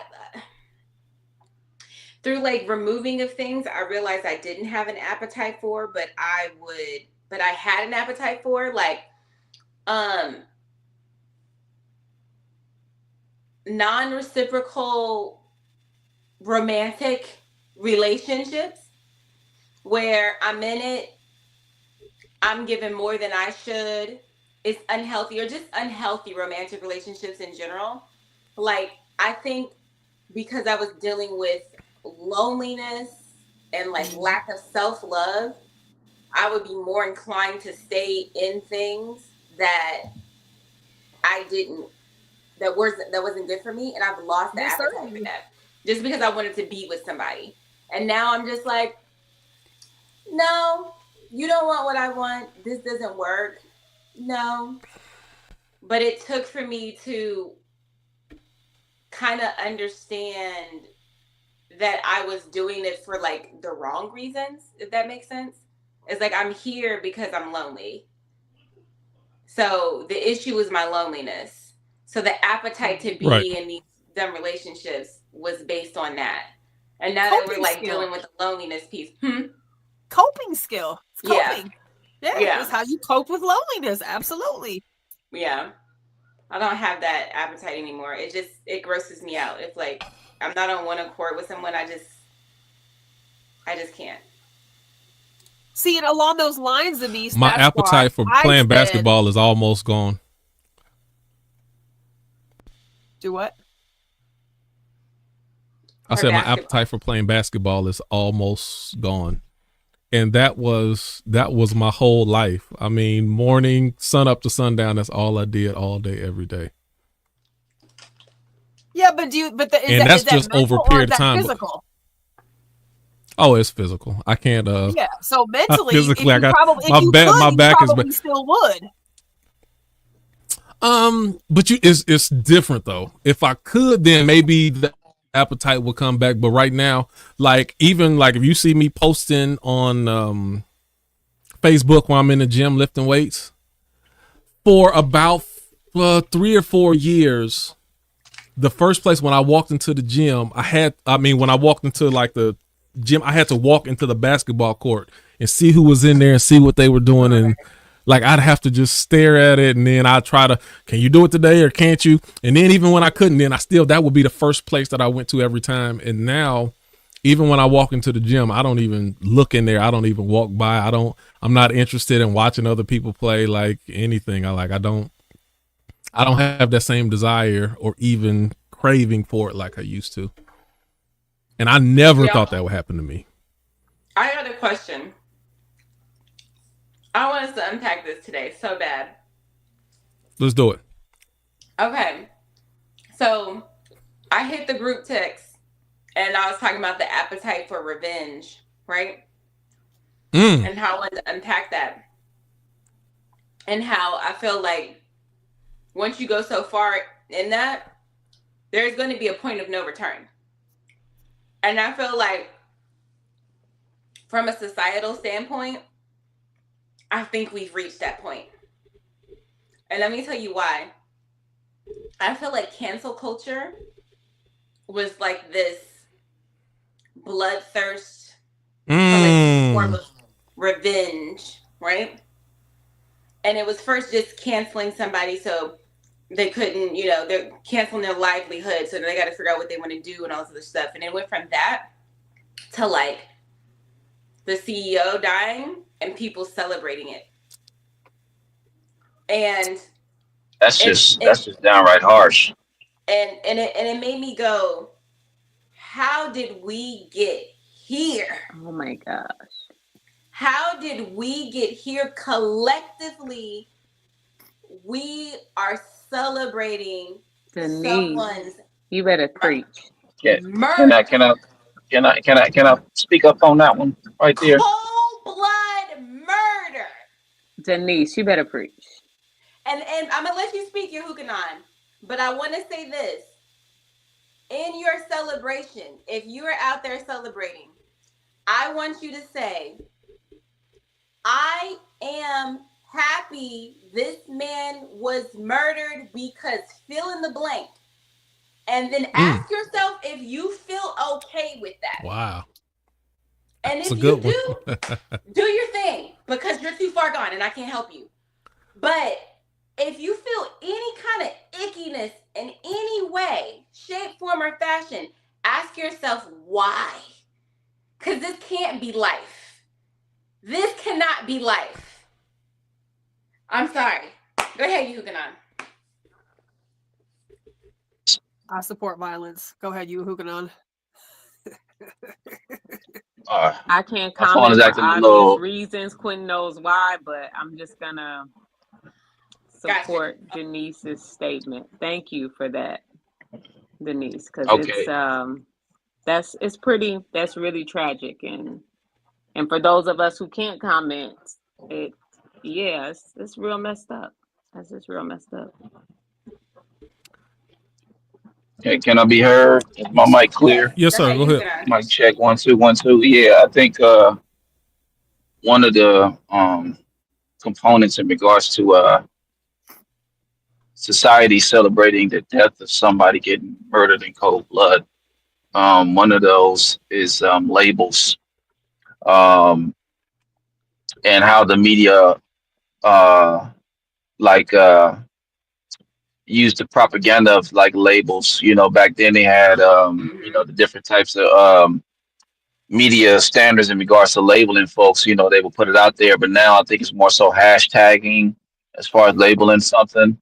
So, and that's just one element. That's just one element out of many in regards to um, the media being the front runner for things like this, which is very egregious and inhumane to celebrate the death of somebody that has been slaughtered. You know, and it just boggles the mind as far as like where the society is at, where it is going, and it's going to get worse. It's going to get worse. It's just very tragic. But I think that's one of the main culprits right there in regards to what your question. I agree. See, I'm thankful that I don't really know what y'all talking about because I stay off. I don't watch the news. I stay off social media. The CEO of United Healthcare was right. So murdered. I just heard that. Yeah, my mother-in-law just told me that part yesterday, and I didn't realize that happened several days ago. But like you saying, all the other comments and people, whatever they're saying, I have no idea because I don't take that much value. I don't take value in people's opinions like that. Mob mentality. Say this, and I'm going to be vague. How can I be vague? So when I see that, it feels really personal for me because I've worked for a company that, when people are upset with things being denied or things not happening or going the way they think they should, or maybe the way that things should actually go at times, right? I'm gonna come up there and shoot all y'all. And I have to be at a, thinking when I worked in the office, what would be my exit plan out of here? Like I knew how I could fit in my cabinet. And so like when you say that's okay, at what point does that stop for you? With who is it okay? Do you have a list of what level it stops at and what level it's okay? Like that kind of stuff. It does not make sense. We shouldn't do it. Wow. Because you don't know what you're sanctioning when you talk like that. That's my 3 cents. That's the element of a slavery mentality. Can I add to that? Let me tell you this real quick. Mm-hmm. Let me say this real quick, Denise. It's an element of a slavery mentality. And what I mean by that is this. The dangerous, in the way you can do slavery, segregation, or the only way a person can get away with that is the system has to condition you to not see those as actual people. That's where the 3/5 of a man, that's where the property came. If we can get you to not identify them as actual people, they're not like me, they're not like you, then I don't feel as bad doing what I want to them. And that's back in the day, that was the slavery gap. But it's still the same thing in the gap when it comes to finances, money. The rich are a different breed, and we are this breed, and we don't, whatever we see on the screen, we don't see actual people anymore. And if this is just a figure or somebody who represents some, but it's not an actual person who has a family and has a wife and has people that love them and that they love. If we can get to a place where we don't see them as actual people, then we're okay with whatever happens to them. Yeah. And that's we're back in that mode again. But go ahead, what you're saying, Denise. I wanted to add to what I want to go at some point. So go ahead, but I want to go at some point. I want to add to what Ivy was saying, which is like, where's the line? Where is the line? Because I understand why people feel justified in celebrating his death, right? People feel a way about the fact that, claims were denied and things like that. You agree with the murderer's plight. But what is the difference between what this murderer did to the CEO and what the people who ran up on January 6th for the insurrection? What is the difference in these two things? As a person who doesn't agree with the decision that was made. So it's like a ton of differences. The only difference is one person was murdered. In another situation, people were not murdered. But if we continue to say, I don't No, they were. People died at the White at there too. One girl. One girl was killed. People dying and people being murdered. The people who died there, I think it was the police trying to protect themselves or whatever the case may be. It wasn't people who ran up in the spot that killed other people, from my understanding. What I'm saying is this. If it's okay here, then it's going to be okay there. And as long as we are okaying certain things, it's fine until you're on the other end of it. When you're on the other end of the thing that you're not okay with, but it was okay when you were on the other end of it, is what I'm saying. So if we don't have a hard line that we're saying we cannot go past this point. This is the point we can't go past. This shit reminds me of the Black Mirror episode when everybody was contributing to like the death of a person via online. That's what this shit reminds me of. And I'm like, it started off with, again, cancel culture. People don't have a career in something anymore. They can't make a livelihood. We went from that to being okay with people being killed. And I'm going to say this, and then Nikki, you can go. The first time I saw this is when they tried to assassinate Trump. Whether you believe this is a real thing or not, the fact that people were okay with a man having an attempted assassination on his life because they disagree with his views was the first time I feel like we really saw this. What I'm saying is, whether you agree with this murderer or not, whether you agree with the CEO being killed or not, this is a very, very dangerous game. And it is going to get worse. And when it happens again, it may not necessarily be in your favor for whatever idea you're leaning towards. So be mindful of this kind of stuff. And lastly, and I'm gonna let you go, Nikki, kids are watching this. Kids are on the internet. Teenagers are on the internet. And they're watching people say, if you do not agree with someone, it is okay to kill them. That is the idea that is being put out into the universe right now. So when people say this, it's not like they're talking to a bunch of adults. You're putting this idea out for everybody to consume. And a bunch of kids whose brains are still developing, and this is the information that they're getting on a regular basis, God help us, because that's the future. Nikki? Well, there's so many different points to hit, so I'm going to try to see how many I can hit. Do I think that the man deserved to be shot cold blood? No, I don't. There's very few people I think deserve to just be taken out. But it's just interesting listening to y'all come to his rescue when I don't know if you have lost a business because insurance does fuck shit. I don't know if you have lost a person's life because insurance does fuck shit. I don't know if you've been denied over and over and over and over and over and over and over for medical procedures that you've paid for thousands of dollars into your insurance company because insurance denied you.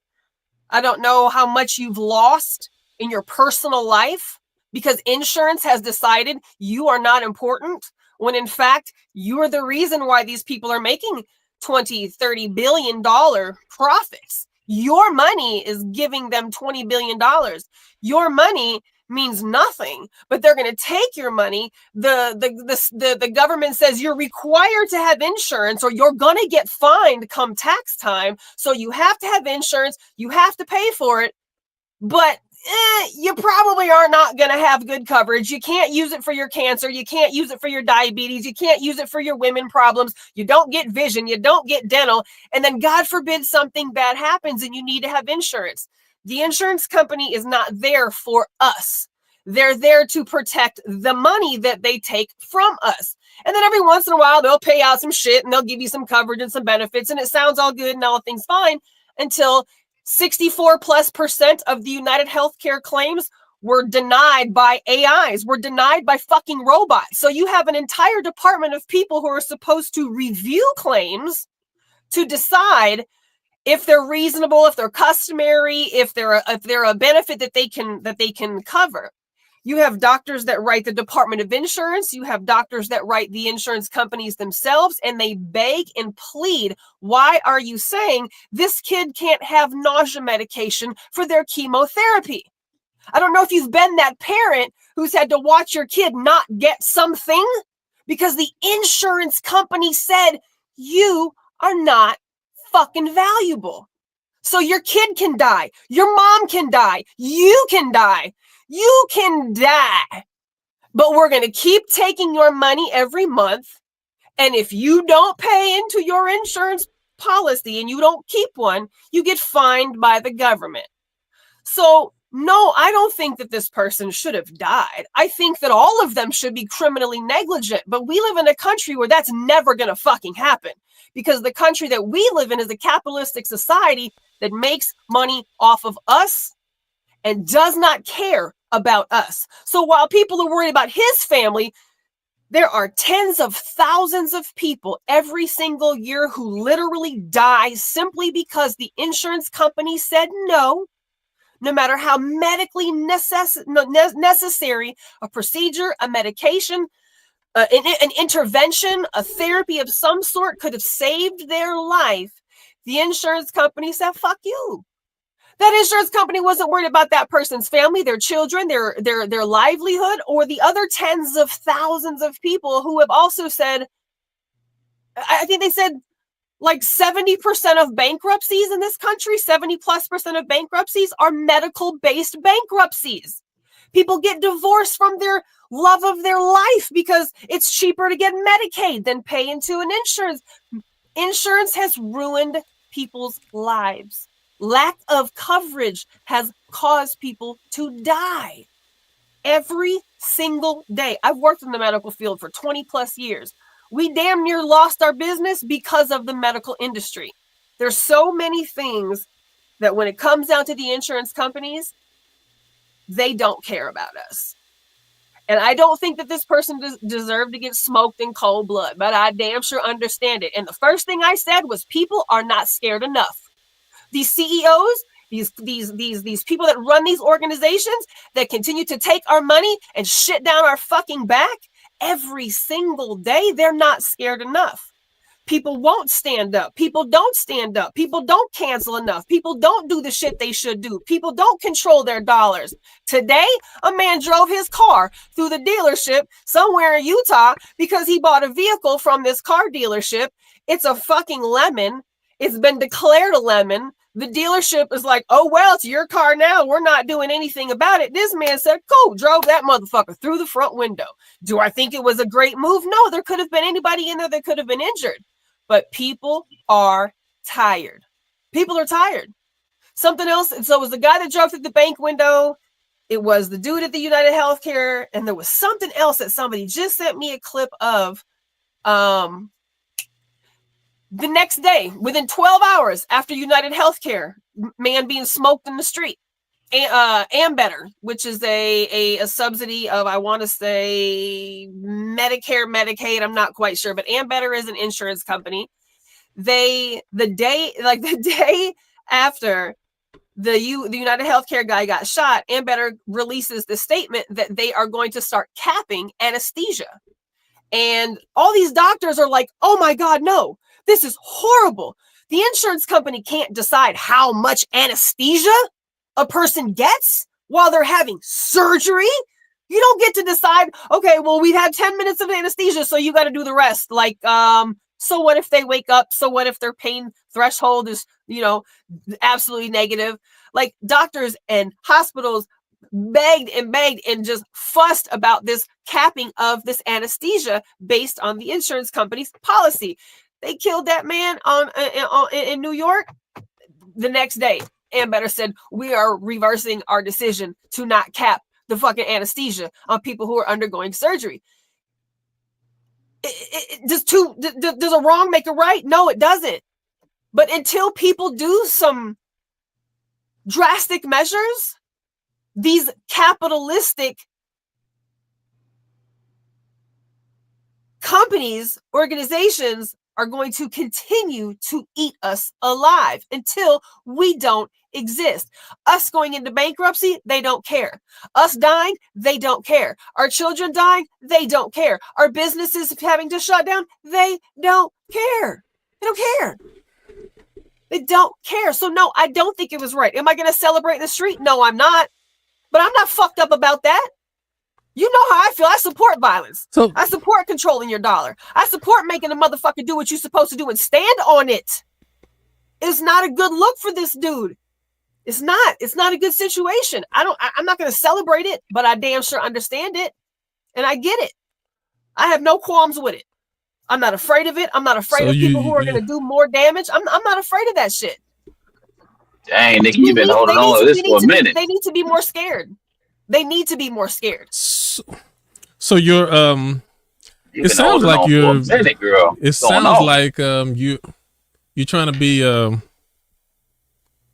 politically correct with the statement, but everything else that you're saying is like when you say, do I believe it should be celebrated in the street? No, but and then when you go on, well, just do you really feel like maybe that's really how you feel? Do you feel like he got what he deserved? Because everything I'm not celebrating the street. I'm not posting everything that you say after, but everything that you say after that sounds like you are, because you say no, but then it appears that you're attaching reasons to support all of the reasons that it could be justified that a person will want to do. I don't even think it's justified. I just understand why it was done.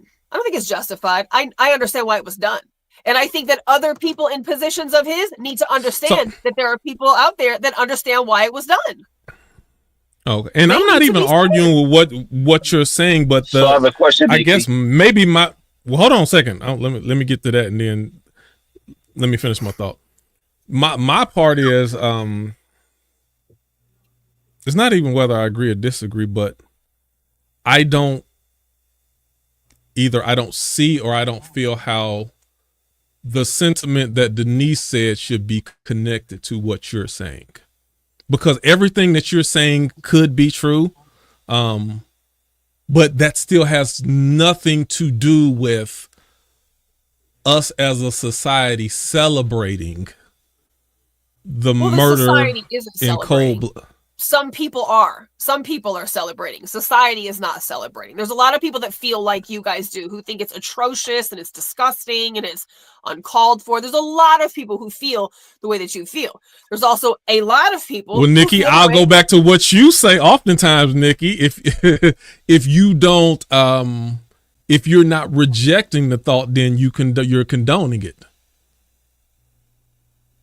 Like, if you're not speaking against those who are celebrating it, then you're actually. I'm not going to speak against it because I'm according to your own words, then you're condoning it. I don't have a problem with it. I don't have a problem with it. I don't. I really don't. There's mixed signals. I don't. I'm not advocating for it. I'm not saying people should. I'm not saying that's the way to handle business. But nothing else works because they're not afraid of us. They hold all the power. There is way more of us than there are of them, and they continue to hold the power. Can I have I have a problem attaching what you're saying to the initial statement about what Denise was saying. But Yehukanan, Denise had her hand up first, so let her jump in, and then you jump right back to it. What were you saying, Denise? I want to offer a different perspective, right? Y'all know I be complaining about my job. I probably shouldn't say some of the stuff I'm about to say next, but fuck it. So you must got a job lined up. I have had personal relationships with CEOs. The way that my job situation used to be set up, very flat structure. I'm sitting at the front desk. They'll come kick it with me and we'll just be talking about regular shit. I have been in situations where this same CEO, we get acquired by a new company. Their hands are tied. Yeah, I've been in situations where I might have a relationship with some of the other homies that have information, and the new CEO comes in, plans to make a lot of changes, plans to do other stuff, hands tied. People do not realize how much CEOs are just figureheads that relay whatever the board said to whatever upper management executives say that everyone else then has to do. That they don't agree with a lot of this stuff that's going on. Right. And I have seen a few of them leave and get a job somewhere else. Mm-hmm. Now, the other perspective I want to add to this is this too. There's a lot of denials going on with coverage and stuff like that. How many jobs did that save? How many people didn't get laid off and could keep their jobs and could feed their families? There is a flip side to every coin. And let me tell you, I've been in situations where I've watched a lot of my buddies get laid off of work in a pandemic in New York. So there's also the aspect of if you're not meeting the bottom line, you got to make cuts somewhere. Yes. Somebody is getting fucked over. So unfortunately, in this particular case, the people who are getting fucked over, I mean, the other piece is this, and I'm going to let Yehukanan go. This issue is beyond this man. This is across every type of insurance you could possibly think of. Medical, car, housing, all that. This goes across all insurances. This is a systematic issue. He was shot, gunned down. His family has to see this shit all over the internet. And guess what? The issue hasn't been fixed. So the point is, it ain't changed shit. The point is, an innocent life was taken, and now more people are crashing out. This has been the year of the fucking crash out. People are tired. Buddy lit himself on fire. People are tired. Buddy lit himself on fire behind Palestine. It changed nothing. My point is, if you gonna, I told y'all I wasn't gonna. If you gonna crash out, pull a John Q. You know what I'm saying? Run up in the hospital with a gun and make them do the surgery. People are crashing out, and it ain't getting them nowhere. So it's like, if you're gonna crash out and let it be, let it move the needle, let it make something happen. It People did move the crashing out. needle. 12 hours later, Ambetter said we're not going to cap anesthesia anymore. That is a massive move that only happened because the night before somebody got smoked for being a dickhead of an insurance company. But no, he got smoked because he worked for an insurance company. He is the CEO of, he was the CEO of the insurance company, making $20+ billion a year. He's not, he doesn't get to decide what does and what doesn't happen. CEOs, he makes enough of the decisions. He makes enough of them. They don't. They're the face. I've known a CEO, and I've talked to many. I'm not saying he's the last call of all decision making on the insurance company. CEOs are responsible to stockholders. The insurance company. It's the stockholders. The second the stock goes down, then the board says what we're going to do to even out this bottom line, and they either got to make cuts or they got to do other. They are responsible to the bottom line of those stocks. That's it. And they'll tell you that. Yeah. And like I said, Nikki, if either is going to be cut with either people are going to lose jobs, or it's going to be cut from the consumer standpoint. But something's going to get cut. So we die.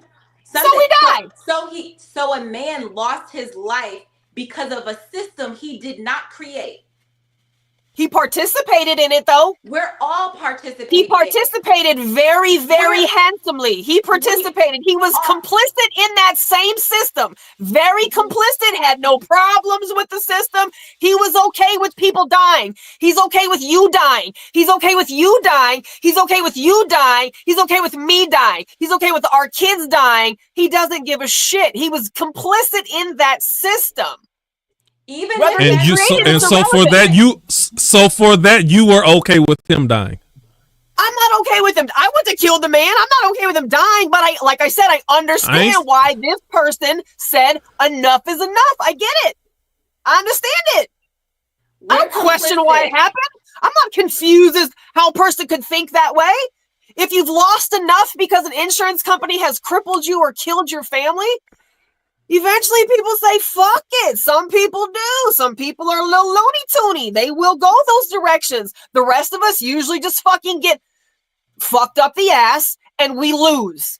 We go into bankruptcy. We sell our fucking house. We lose our car. We become homeless. We get divorced so we can collect Medicaid. We'll try 1,000,000 other different things to sustain ourselves because nobody has our interests at heart except for us.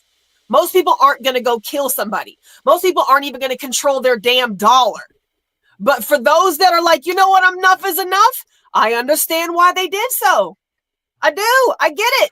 And I'm with Denise when you know what, stop. Hold on, pause, time out. I'm sorry. Huguenot, you didn't get to go back to what you were saying. We start going through a whole thing. Sorry about that, man. Yeah, boy. I was trying to. I need you to just say what you're gonna say. Why you always got a pound on top? I acknowledge that we overstepped. Because last time I tried to cut you off or whatever, or I cut you off, we got into a back and forth. So I'm trying to be respectful of your moderation. All right. I stopped Nikki and Denise for your sake. I was thinking about you. No, I wasn't even all the way in the conversation yet. You and Nikki were having a back and forth, and then you said Denise had her hand up for a while and let her go, and then once Denise said her thoughts, it kind of spawned other thoughts, and then it just kept on going. I'm sorry. So I was being respectful. I'm sorry. I apologize. I was being respectful, waiting my turn, not going overboard with it. But I have a question for Nikki. Let's go. Yeah, I know. Yeah, can you hear me? Come on. Can you hear me? I'm sorry. Right, I have a question. I have a question for you. So I accept. Based on what you said, do you think, or would you say that the CEO of the insurance company that got smoked by somebody that just was sick and tired of being sick and tired and had enough, as far as the execution that took place? Do you think I would say number one? No, this is for Nikki. Do you think, based on what you said, do you think that that was by the hand of somebody of the common folk that's got fucked over 7 million times by the insurance company that took out the CEO? Based on what you said, do you think somebody had a hand in that? Or would you say, as far as that would be the motive as far as them performing that type of an act? So it should, in theory, be the motive, right? You hooking on? That should, in theory, be the motive. Somebody who was super, super, super injured from, let's say, a personal insurance situation, right? And they snapped and they lost it, right? However, I very much question a lot of the components to what we're being told about this. This is an Ivy League kid. He's Ivy League, which makes him very intelligent and comes from a lot of fucking money. His family owns 2 golf courses. They're very rich white people who allegedly killed the CEO of United Healthcare. I don't know if this individual had a personal reason to go kill this man in terms of, a family member was killed or medical denials, right? I am not sure who wanted this man dead. I do not know if it's about an insurance claim. I understand if that was the case, why that would happen. But there's a lot of things that have been said about who this United Healthcare CEO was, who he was involved with. He was supposed to be deposed soon. He was going to be testifying. He's going to have to go to court soon on some shit. This kid had on like $2,000 shoes, like a $800 jacket or some shit. Like he was rich and smiling, and I don't know if this is the kid that did it.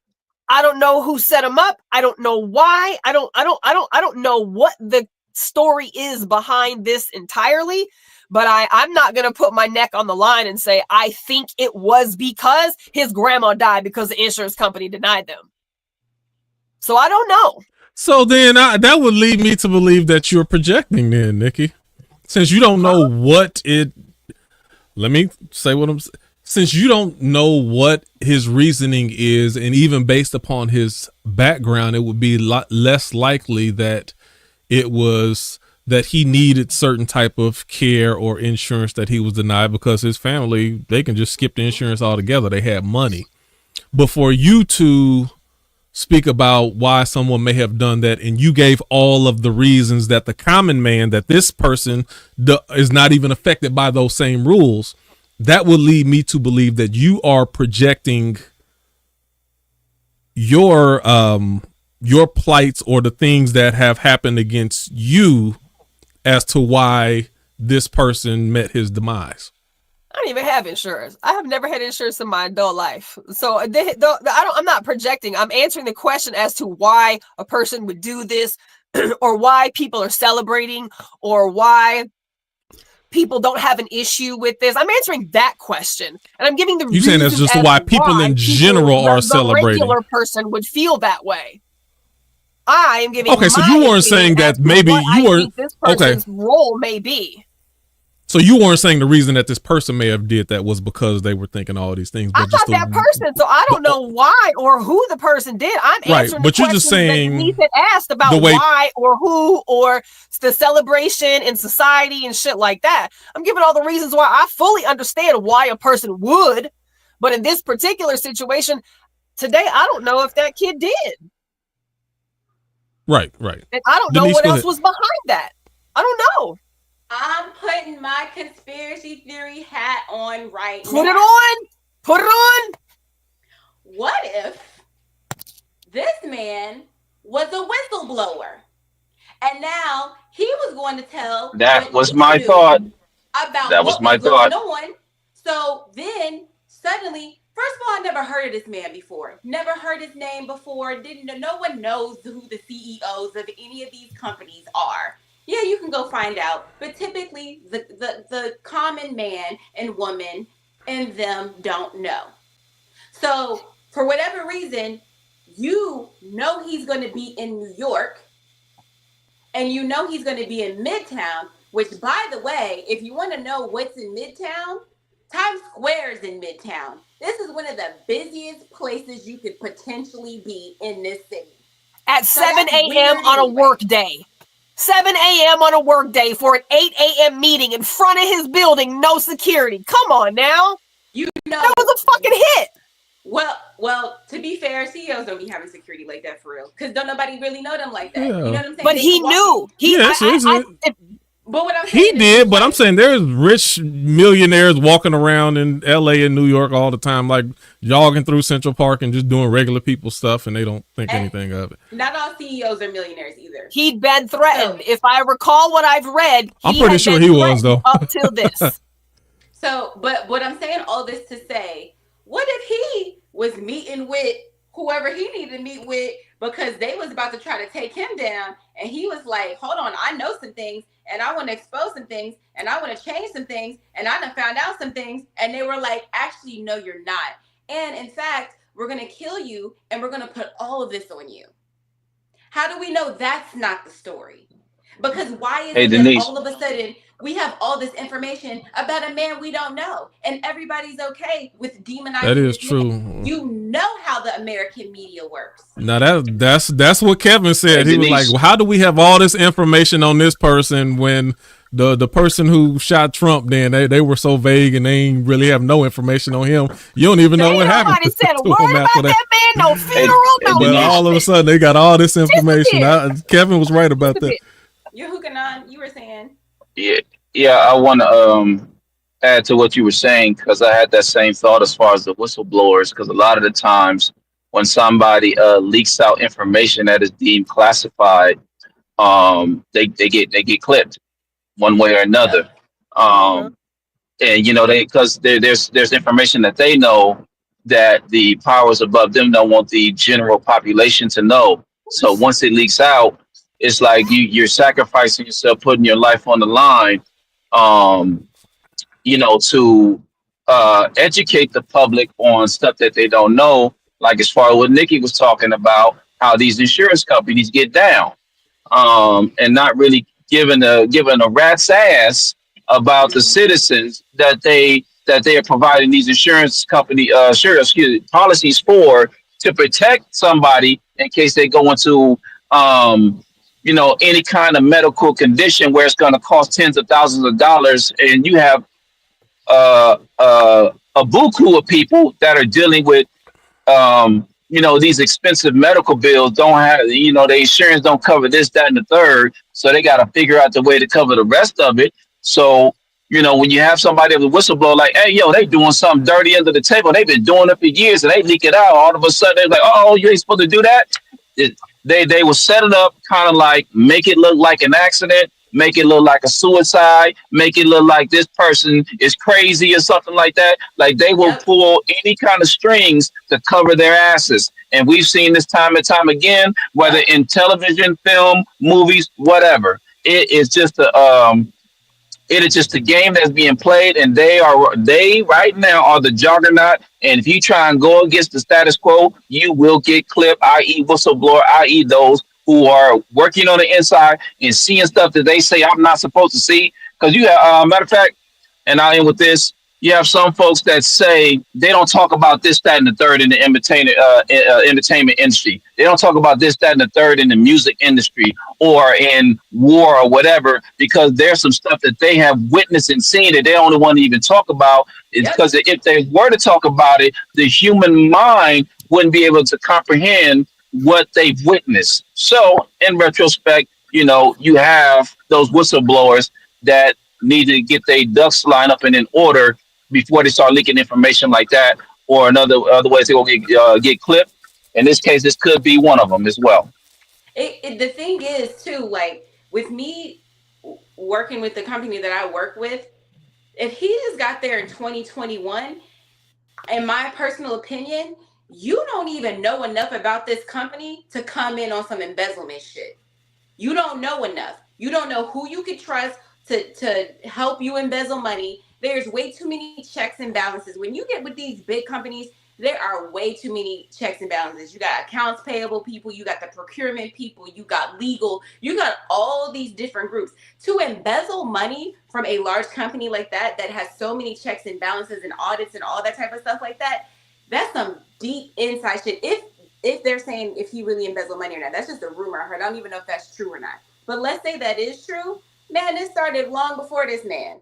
Anything that's in place, a lot of times what happens, what I've seen done time and time again with all these mergers that I've had gone through with the company I'm with now, is somebody has an idea. They see that there's the old regime there.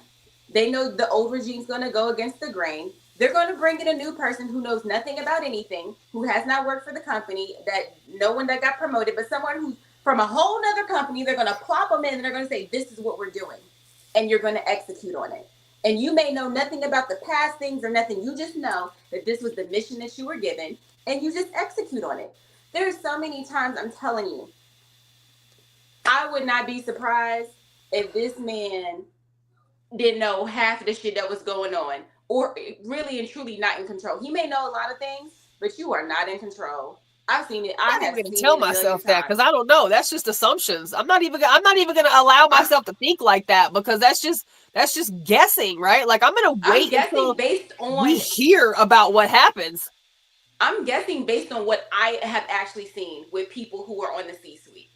Right, but we don't know in this particular situation. We don't know. There's so many details, and we may never know, and we probably won't ever know the truth, even if we do get told some shit. But I think that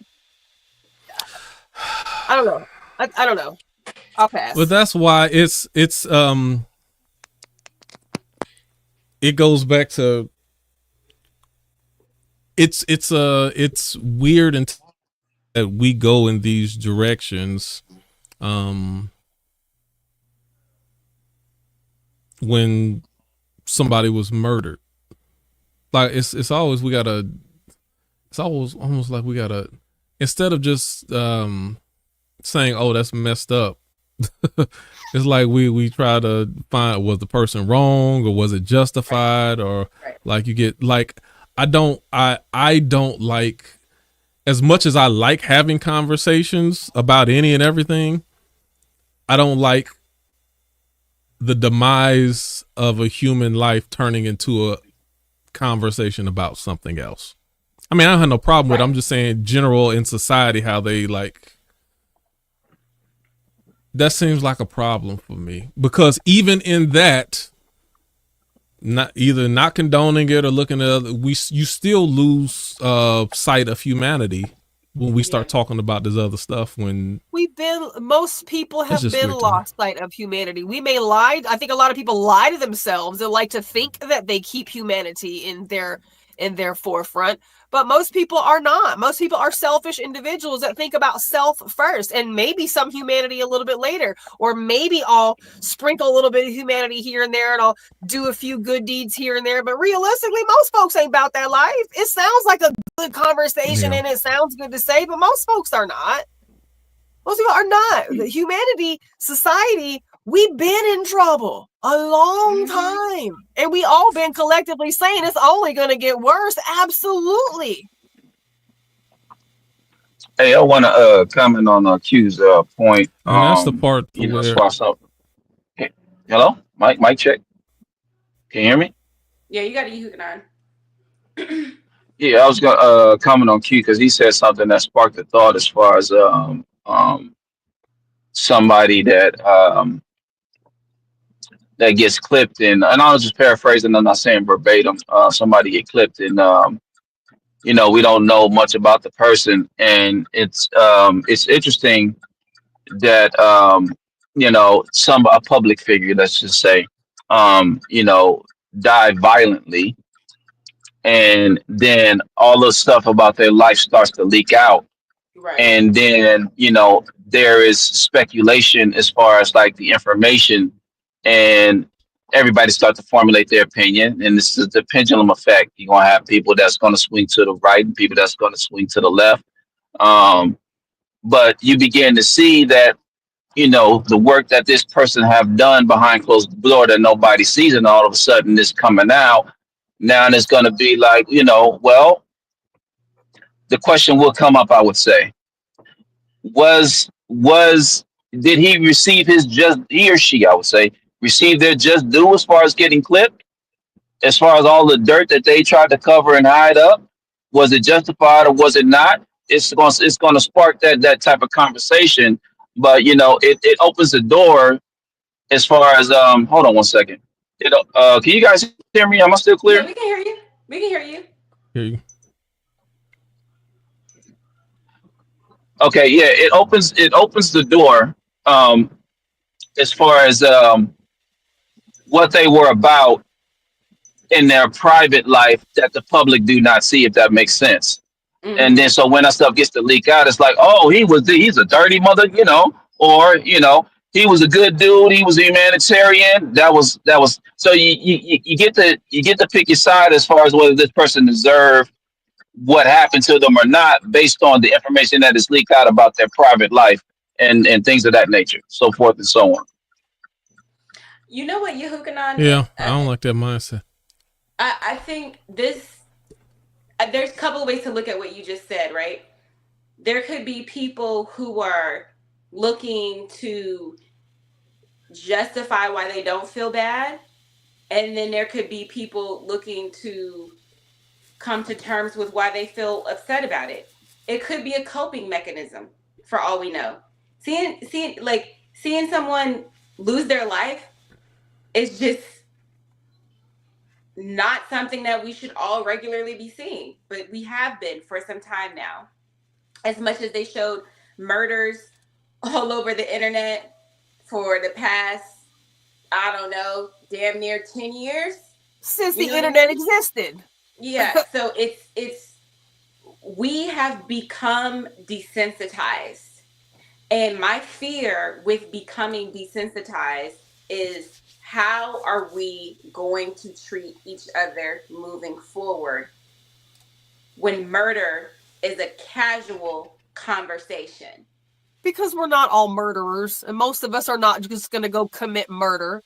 The reality that most of us are good people who are going to go about troubles the right way is more likely than people who are going to be vigilantes or look for street justice like this individual, right? But we also can't support street justice sometimes and not support, you know what I'm saying? Like we have to be very mindful about where we say, oh well, George Zimmerman could have been shot and killed. I would have supported that, but this dude over here, so it's just like, I think if we're really real about all of this, like, this shit been going on. This is exactly where they wanted us to be. They have us desensitized for a reason. They have our children playing murderous video games at the age of 5 for a reason. They have the movie Wicked with a porn link on the back of the toy box for a reason. This is where they want us to be. They're creating this to be our humanity, right? Like, so we have the only control that we have over which they're laying for us is how much of this we're going to participate in or not.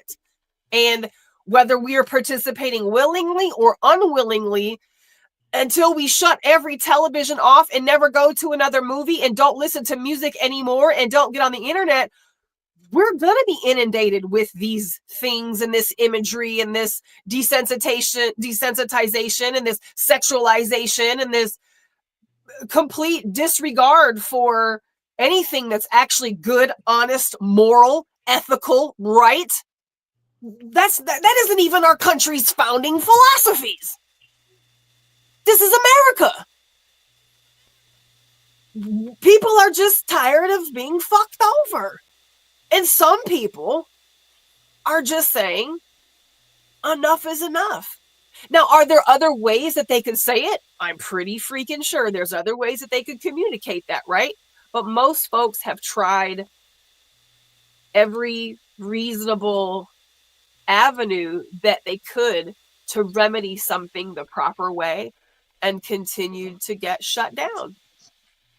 Hey, It's Nikki, like the woman who goes to the police department and files a police report on her boyfriend who has beat her up, and they won't arrest him because she has no marks. So then he beats her up again, and she calls the police department, and now she's got marks. So they'll go ahead and arrest him this time. They file a protective order. He violates the protective order. Oh well, we'll issue a warrant. Meanwhile, he's still out. Eventually, she's going to have to come to the decision of, do I have to get a gun to protect myself? Damn, how the fuck? Oh, sounds like Nikki cut out. Nikki, you're frozen. oh dang. Oh, I'll say I this. thought that was I'll just say me. this though. Nah, she.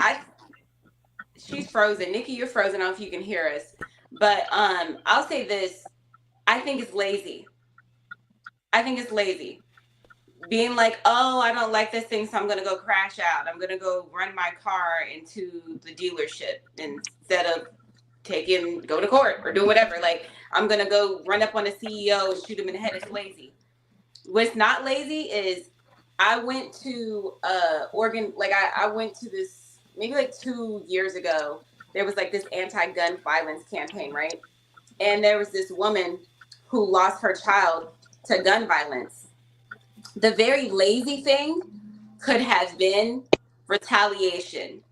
What this woman did was start an organization, and I think it's called something on the other side. I can't remember, but the organization is dedicated to helping people who have killed people to understand, like, why these people became murderers. You have people who are doing work like that. That's work. Deciding you're gonna go kill somebody is lazy, and it's a cop out, and it's only gonna get worse, and it's a really bad idea to promote it, and I hate that it's being promoted, and I hate that it's being celebrated, and I wish that we could have more compassion for each other because we need it. But it makes you just as bad as the people you claim you despise. It makes you exactly the people you despise. You are the people you despise when that kind of stuff is accepted. And that's my main concern is, like, when are we all gonna say, like, enough is enough with this kind of thought process, with this all or nothing thought process, with this extremist mindset? That's why you need Jesus. That's why people need Jesus. You stupid. See, I go back full circle. That's why I need Jesus. But and I, of course, I say that jokingly, but I am serious. There is an element that you have to make a conscious choice to do things a different way, because that's even what the Bible talks about. Oh yeah, it's easy to slap somebody who slapped you, or if somebody offends you, to do something right back. That's the easy, natural thing. It's easy to hate your enemies, but the higher vibration is to actually break the cycle. Somebody hating on you, show them kindness. Somebody like, okay, do change in a positive way instead of trying to fight mud with more mud. That's how you break it. You trying to fight hate with more hate never dissipates hate. You show me in what instance where there's hate here, and then, you know what, I'm gonna fight your hate with more hate, and then that ultimately that's gonna bring about, doesn't happen. Hey, Nikki. Oh, go ahead. Yes. Nikki, you said something that sparked a thought, as far as like not getting results. And the thing that popped up in my head was protests. How many times have the public protested for some type of change to take effect, that they don't agree with, or they don't like, or they've been done in a very injustice way, and nothing has changed? You know, because I think Q brought it up as far as I guess I forgot what it was, but I think it has something to do with the CEO getting clipped or whatever, and he was saying it's not going to change anything. Like it's then it kind of segue and tie into Nikki's point, like, it's not enough. You I cut want off. to get. I cut out. How am I now? Everybody cutting out now. You said, I think you said What? it's not. Nikki said it's not enough. I think it's with the last. Yeah, it's like it's not enough. And the people just not getting the results as far as the effective change that I'm just going to put that we're looking for, that we're not getting for those that are in the power seats and are do have the power to make that change. And this right here, as far as this incident, may be a wake up call or whatever, but to Q's point, it's not going to change much or anything like that. So, it made me think of the protesting as far as like people coming together and protesting and looking for the change. And it's just like, we've been doing the same thing over and over again. It's like we gotta try, we gotta try a different tactic if we want to get these results. Because it's simply not enough. We're not getting the attention that we feel that we deserve as the common people, as far as paying people's salary with our tax dollars and stuff like that. I will say though, the protests were beneficial. We were actually talking about fasting. That's what we were talking about, fasting, when I brought up the protesting part. And I was saying I don't know why, if fasting. Yeah, I came in late. It's a temporary measure. Just like fasting is not designed to be something permanent, it's just for a period of time.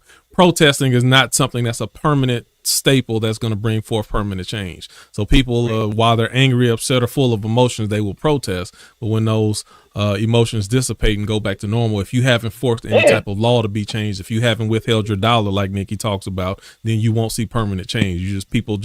They will wait you out until your anger dies down and go back to business as usual. That's what. Yeah, but that's just the first resort, and it's just nothing happens.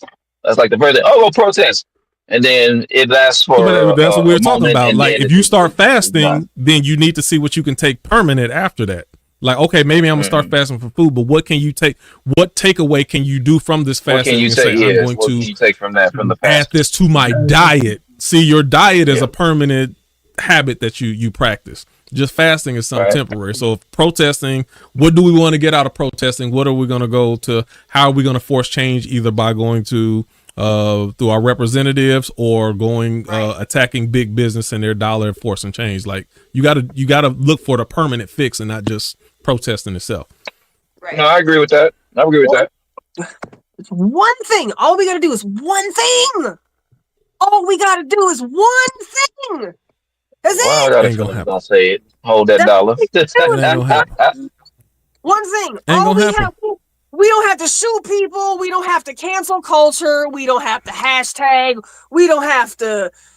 All we gotta do. We don't have to protest. We don't have to throw fucking chairs through windows. We don't have to drive cars through dealerships. All we gotta do is control our dollar, and it will be over in a matter of 30 days. You know we can't do that, Nikki.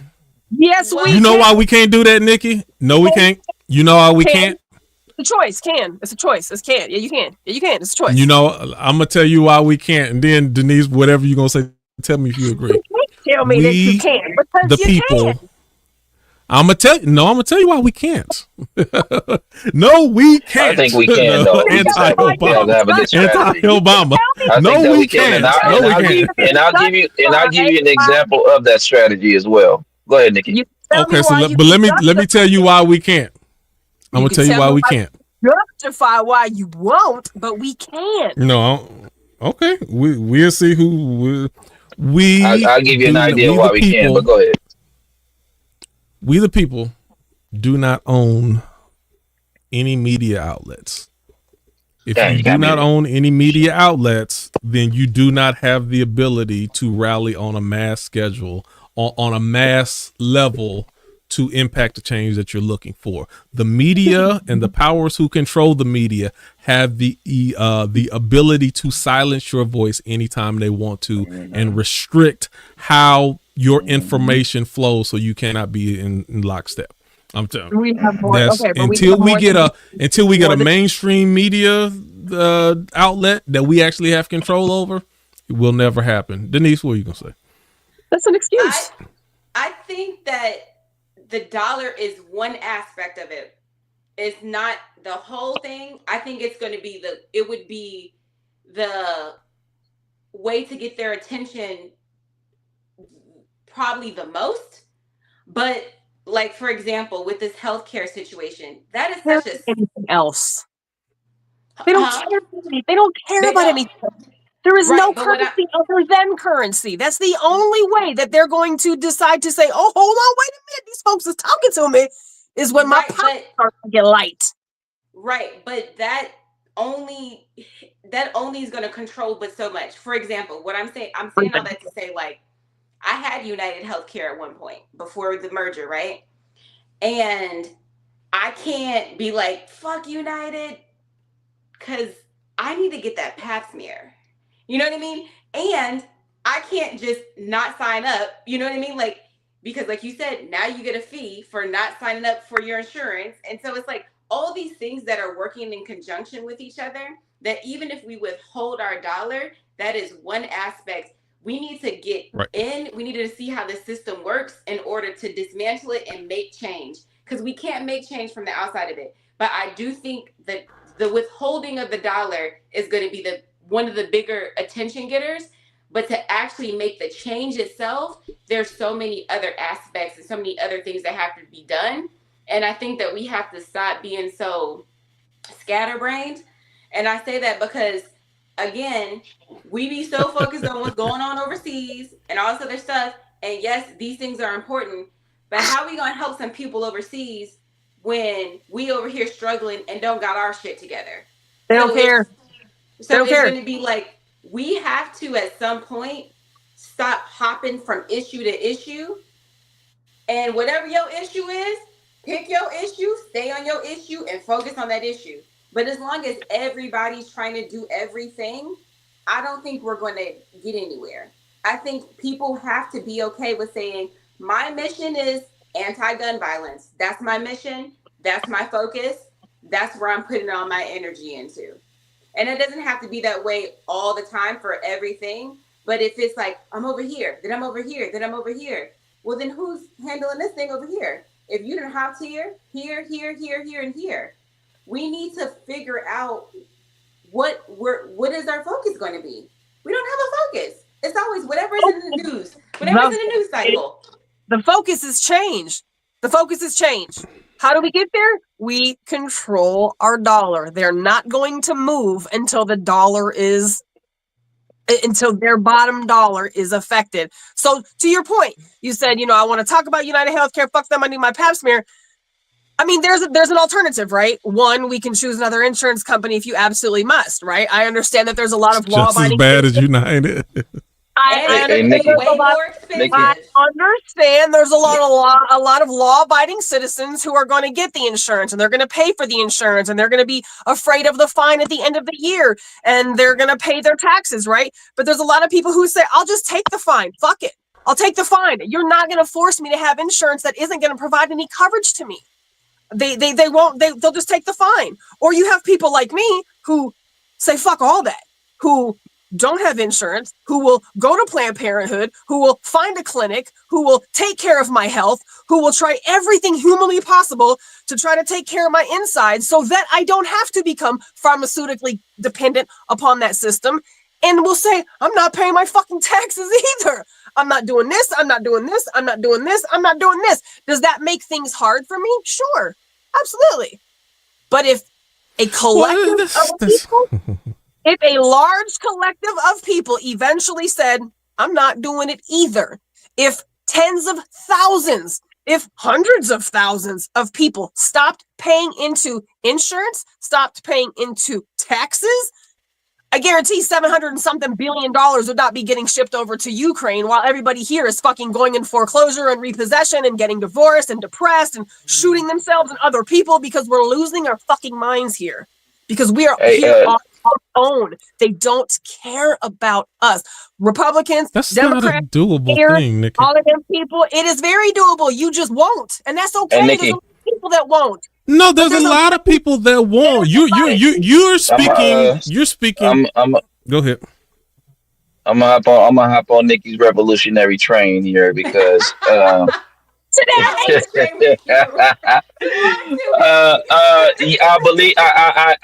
honestly believe that we can, and I'm gonna give you guys paint a picture, give you guys an idea. Okay, so whenever there's a Black Friday, what do they do every year to get the people into the store?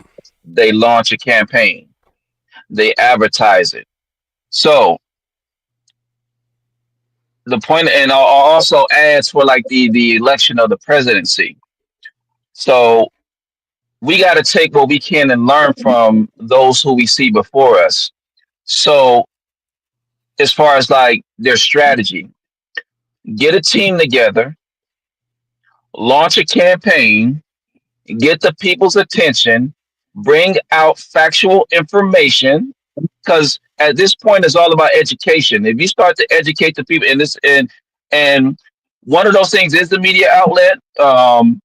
So somebody would have to get in front of the camera. But we're in the information age now to where, people are on YouTube or people are on social media, and it's all about the views and whatnot. So it can be done. You just need to get a team. Like if you're doing, Oceans 11, 12, and 13, everybody that's on the same page. We need to launch this campaign. We need to get it out there as far as it. I won't say it won't be impossible. It will be a task, but I believe it can be done. And it won't take one individual to do it. It will take a team to do it, and launching a campaign as far as putting those collective heads together, getting out there and pushing the envelope to get the people's attention. I'm good. I'm done. Yehuganot, Nikki, I'm with y'all on the mission.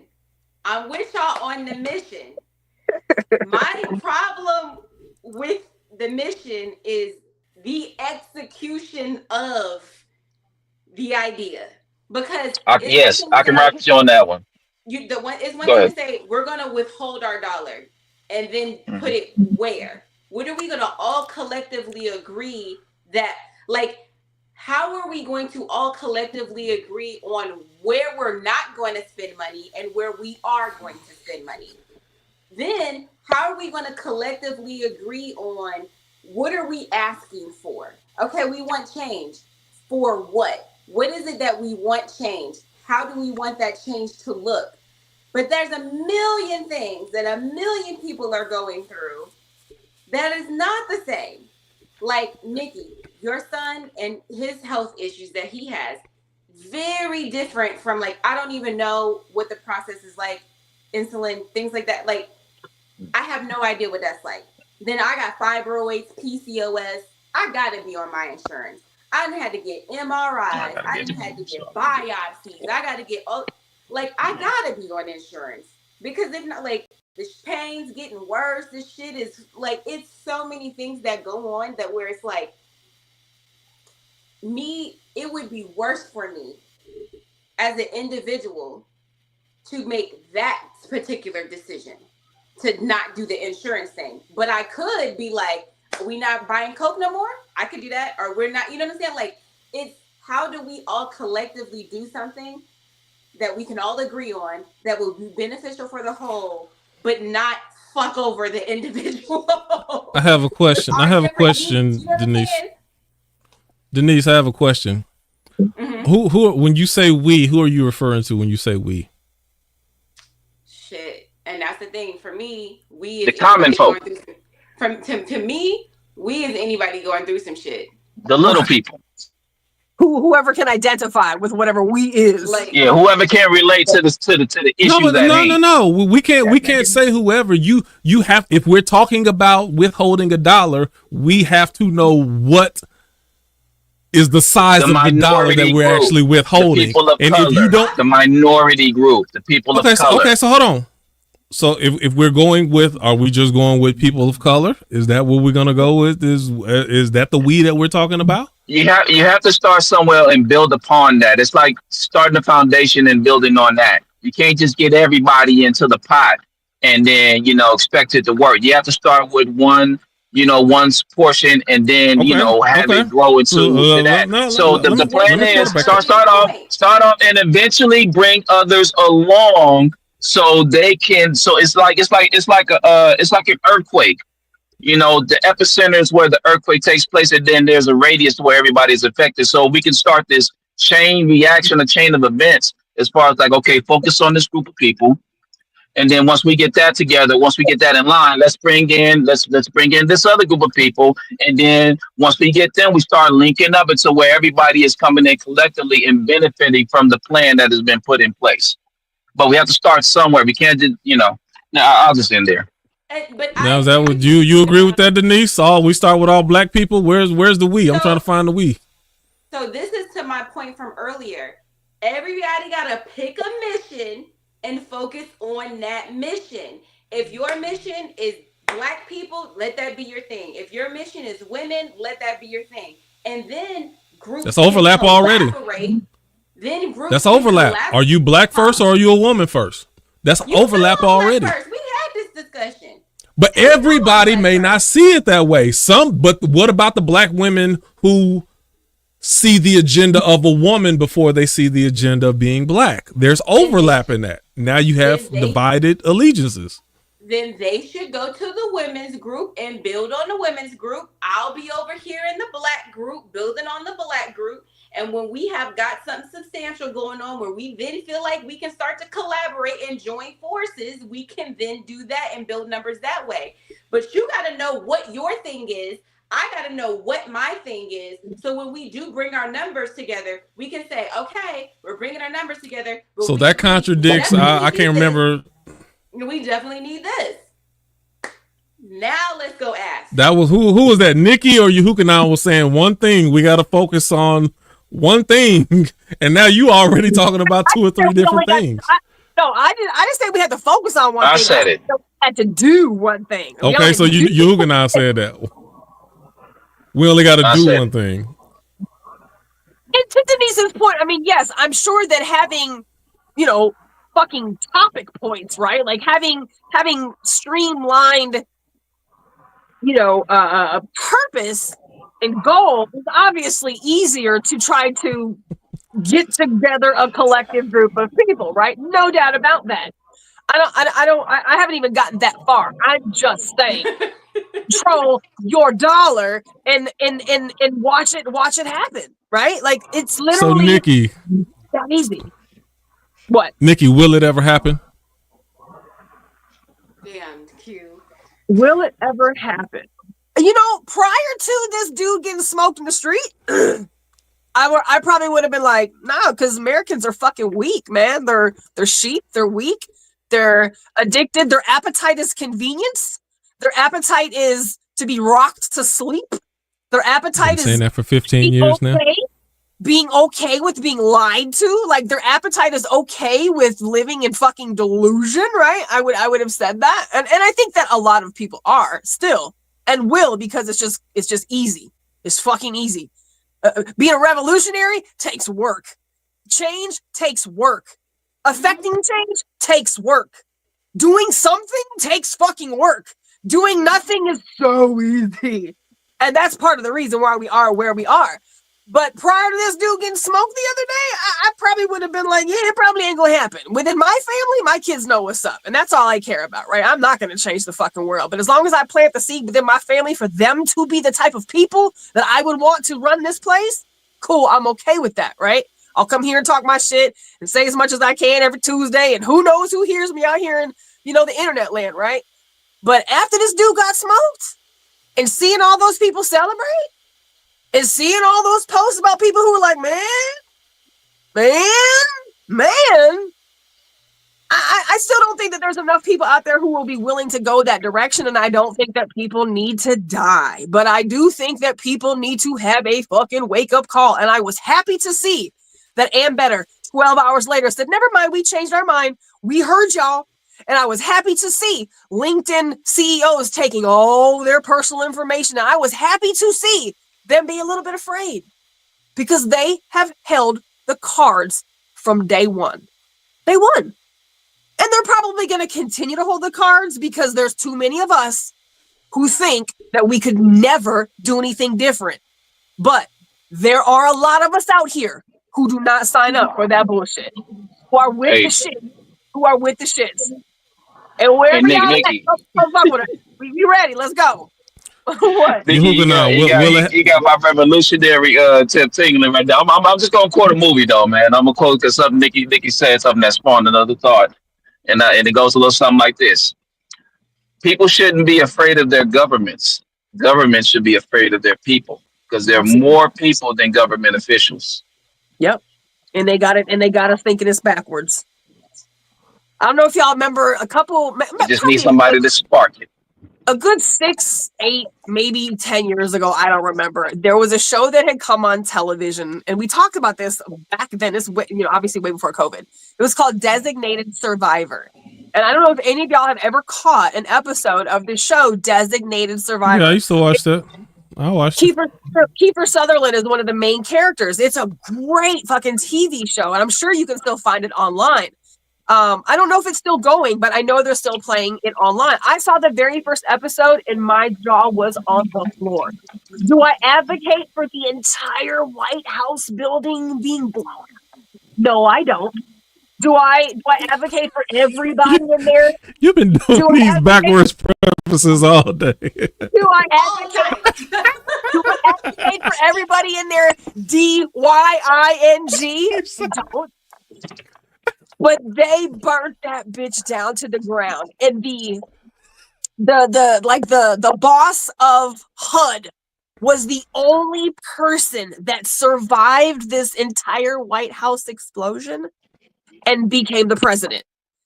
And it was like you literally had to get rid of all of them to change the course of action. That's not going to happen. We know that's not going to happen. But there are things that if we collectively, we are the people. And we forget that. Because all of these things that have been put into play to make us think that we are not valuable, that our voice doesn't matter, that we have no fucking power. We've all been beat the shit down to think that we don't have any power. We ain't got no legs to stand on. We have no rights. We're at the mercy of everything and everybody every day. But like you said, Yehukanan, they should be afraid of us. There's way more of us than there are of them. And the more people that start realizing that shit, what else do we have? So you choose idealism over practicality. I choose idealism over practicality? Yeah. Explain.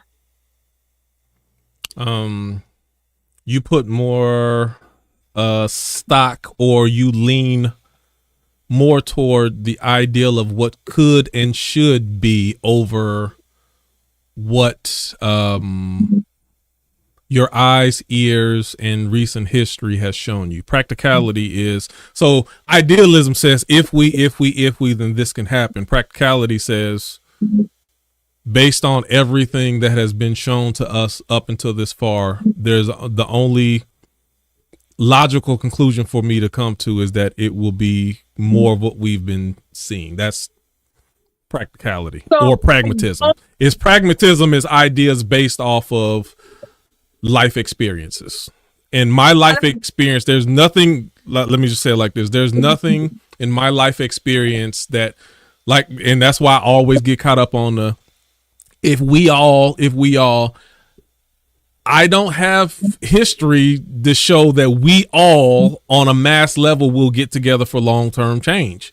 Doesn't happen, hasn't happened in my lifetime. There's no reason for me from a pragmatic standpoint to believe it, that something that I've never seen happen will happen in a way that I've never seen it. Idealism says, but if we just do it, then, you know, I see the pathway to it if, but if none of those ifs I haven't actually seen it in real time, then I can't lean toward that as the probability. I don't know if you understand. I don't know if that makes sense. No, I follow you. I'm not going to say I would subscribe to more idealism in your definition, only because I have seen it happen. I have seen the works happen, right? Now, maybe not on the large scale, not on the grand scale, right? But like, I have definitely seen individuals, groups of individuals for that matter, people who have committed to the it can happen. Not the if it could and if it should and should it, could, or woulda. I'm doing the things actively. I'm growing a garden. I don't need to go to the grocery store anymore. I'm no longer dependent upon the grocery store. I have an apothecary. I got every goddamn herb and flower you could possibly need. I don't have to subscribe to the pharmaceutical industry anymore. Now, obviously, there may be some things you may have to use one day. Who knows, right? But all these other things, I can utilize these other things, right?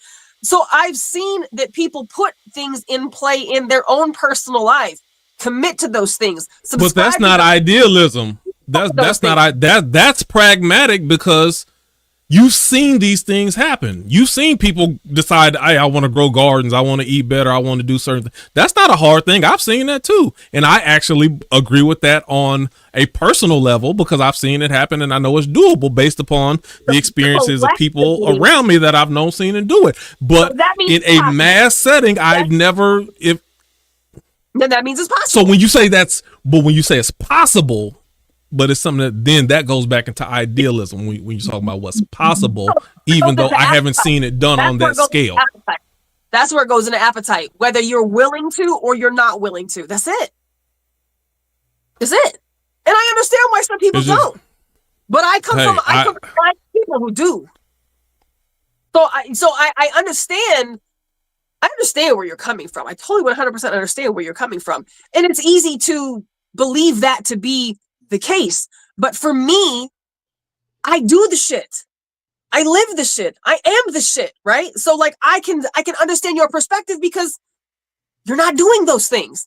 I am. So I can speak from that space that there are ways to make it happen. And collectively, if more people got involved with it, it would absolutely make the change that we think can't never happen. You doing it individually is not idealism. That's very practical and pragmatic.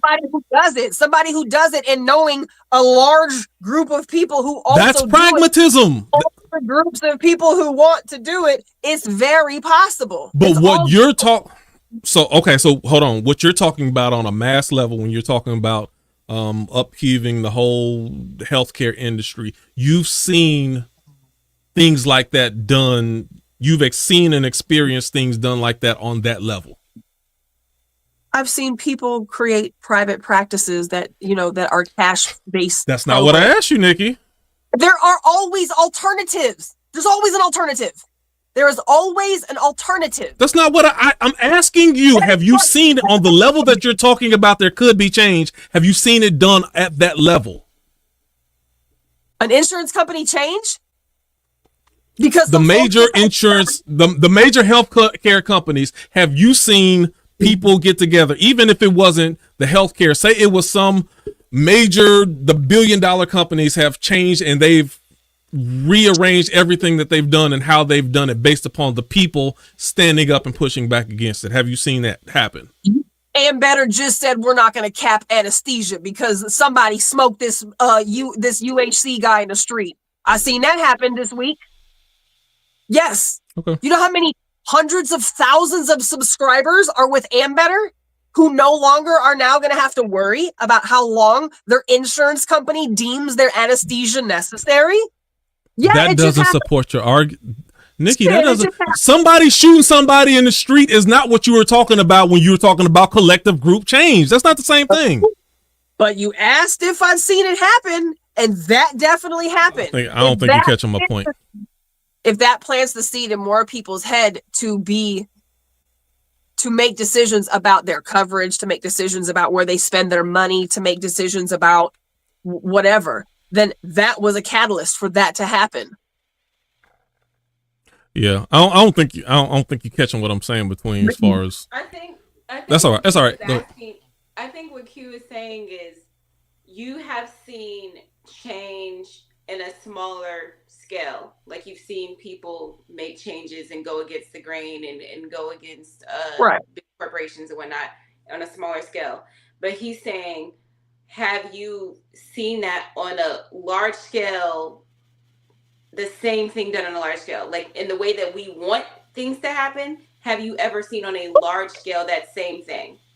No, because there's not enough people who are committed to doing it, but there are people out there that are committed to doing it. There's more people who are less committed to doing it because they think like you, it can't happen. As opposed to people like me who think it can happen, so we're going to live actively. We're going to live actively in a way that defines that it can happen, and holy shit, it may happen one day. But if the masses are like, but people like me are a part of the reality. People like me are a part of the reality that believe, it can't happen. And you have to take those people into account as well. It goes back to what I said. There's a lot of folks who are just not, who are okay with being comfortable, who are not willing to be uncomfortable. I've been saying that for over a decade. One of the reasons change won't happen is because we're too. I've been saying that since Genuine Joe's. So you're either a person that subscribes to comfort or you're a person that subscribes to some discomfort. It's one or the other. And I've been saying Americans are too comfortable to be able to make that type of change. Go ahead, Denise. I think there's like maybe 3 or 4 different type of people in this situation. There's people who have no desire to change anything. There are people who maybe have the desire, but they can't bear the discomfort. There's people who have the desire, can bear the discomfort. And then there's like this last group, which is who's doing that all together though? Like, no, like, in order for there to be change, people have to want to change, agree to what they think the change should be, and collectively do that. As of where we stand right now, there are a lot of people who want change, but we don't agree on what the change should be. And we don't agree on how we should go about the change. And that is the problem. There is no central meeting point, meeting place where we agree on doing the one thing, because everybody's trying to change all things at once and we ain't getting nowhere. If you see them, the formula of race car people, and they do the pit stop and the one person come in with the drill and the other person come in with the wheel, but if everybody's trying to do the same thing, that same car is going to be sitting there. Ain't nothing going to get done. So at some point, people have to align themselves to what is the most important to them, whatever that priority is, and be completely okay with saying, listen, right now, Palestine is not my focus. My focus is whatever's going on in the healthcare industry. Let's say it's Black women and fertility rates and, like that whole thing, right? That's my focus. That is my only focus. Does that mean I don't care about the people that are going through things in Palestine? Absolutely not. But this is my focus. And I think what the media has done, which they make people feel like they're being so righteous and so noble for caring about everything, what you've done was merely distract everyone, and no one has been able to get anything done because everybody's caring about everything instead of focusing on what your mission is. And that is the problem. That's the new thing. We think that's one of the problems. And so this is the first. We think we're growing as a people. Oh, no. It's all a part of the game. So at some point, we have to focus ourselves, get aligned when we go to these protests, not just go with our little sign so we could post it on the internet later. But actually, okay, wait, y'all have meetings every Tuesday at da-da-da-da-da time where you can discuss X, Y, and Z, and then we can start putting plays into motion. All right, bet. That's what I'm going to do. Nah, I got to work on that day. I got to work on that day. And you ain't paying my bills. I got mouths to feed. I can't be going to no meeting every single day. Now, let me go. That's all right. I'm telling you what a lot of people are going to say. That's going to be one. Now, on top of that, in 2025, Denise, let me ask you this. Hold on, let me ask what you say. Excuse. I said excuses are like assholes. Everybody got them. That's fine. The more excuses, Nikki, everybody got them. So how do you think you're gonna rally everybody together? And not only that. In 2025, hold on. In 2025, who is the person that everybody's going to listen to? Not only going to listen to idealistically, but when this person says, like Denise used the pit stop reference, we need one person doing this, we need one person doing that, we need somebody doing that. Who are we listening to? Who going to be able to delegate to us? No, I don't need you doing that over here. We need you doing this over here. And everybody gonna lockstep and agree. And the most change that we saw, and this was before our lifetime, was the civil rights movement. And you know what? The church had the backing of 90% of African Americans at that time. And that was what allowed people to be lockstep. They would listen to the pastor or the preacher, and the preachers were willing to listen to the leadership councils, whether it was the SCL, whatever. It was 5 or 6 different groups that all merged together. And they were all in lockstep, but that does not exist anymore. Not on a black level, not on a white level, not on a economic level. There's no level, because we are all, in one sense, we're all individuals, and in another sense, we're all in a groupthink mentality at the same time, but we still feel like we individuals. So can't nobody tell us nothing. Can't nobody tell you, hey, I need you to do this right here. But I think I should be doing this as well. No, we need you doing this. Well, who is you? Who put you in charge anyway? You know what? We need another group who gonna decide to do this. How come y'all not focusing on X, Y, Z? How come y'all not focusing on the black brothers in jail that's incarcerated? Well, how come Denise? How come y'all not focusing on the women that's in there? Unless we're not going to listen to one voice or one streamline of thought that's going to be able to dictate who does what, so that this whole pit stop runs smoothly and gets us to our goal. Ain't gonna happen. Sorry. We you know what? To your point, it goes back to what Q said. We need Jesus. I keep telling him we need Jesus. I'm messing with you, Nikki. I just want to get on your nerves real quick. Hey, hold on, but listen, Denise. Biblically, that's that motherfucker down people's throats. No, we don't. Biblically, this is what the Bible says. Jesus is coming back to reestablish his governmental reign on the world, so that there will be peace and oneness again. That's what the Bible say. I said that everything that we as people try is going to fall to the wayside, and there will be wars and rumors of wars, and Armageddon's going to come, and there's going to be a final war, and Jesus is coming to bring a new governmental system back to the world. I was just saying that to mess with Nikki and get on her nerves. Yeah, y'all. But listen. Let me say this. I ain't telling you that's just what the Bible says, but what I can also say is, if you're paying attention to everything that's going on, you can't dispute that we ain't headed in that direction. I definitely don't dispute that we're gonna eventually wipe ourselves out. Okay, and then here comes Jesus. That's what they wanted you to think. They make you live your life this fucking Santa Claus in the sky. Hey, like, no, everybody don't subscribe to that. He might not. Hey, but if I looked over the course of my 40-something years, it's doing more lining up than looking contrary. That's all I can say. I'll say this. Regardless if you believe in Jesus or not, what we do need is something similar to a church-like situation where we can gather. Whatever that is. It ain't got to be religious. The building. It ain't got to be church. But, you know, that's my point. Like, the concept of what a church is what we need now. And because we do not... was a safe place, as one of the only safe places that was available at that time, right? That's not that's not the only option today, right? But right. But that's my point. I'm not saying we literally need a church. I'm saying we need something similar to that. Like how we have freethinkers.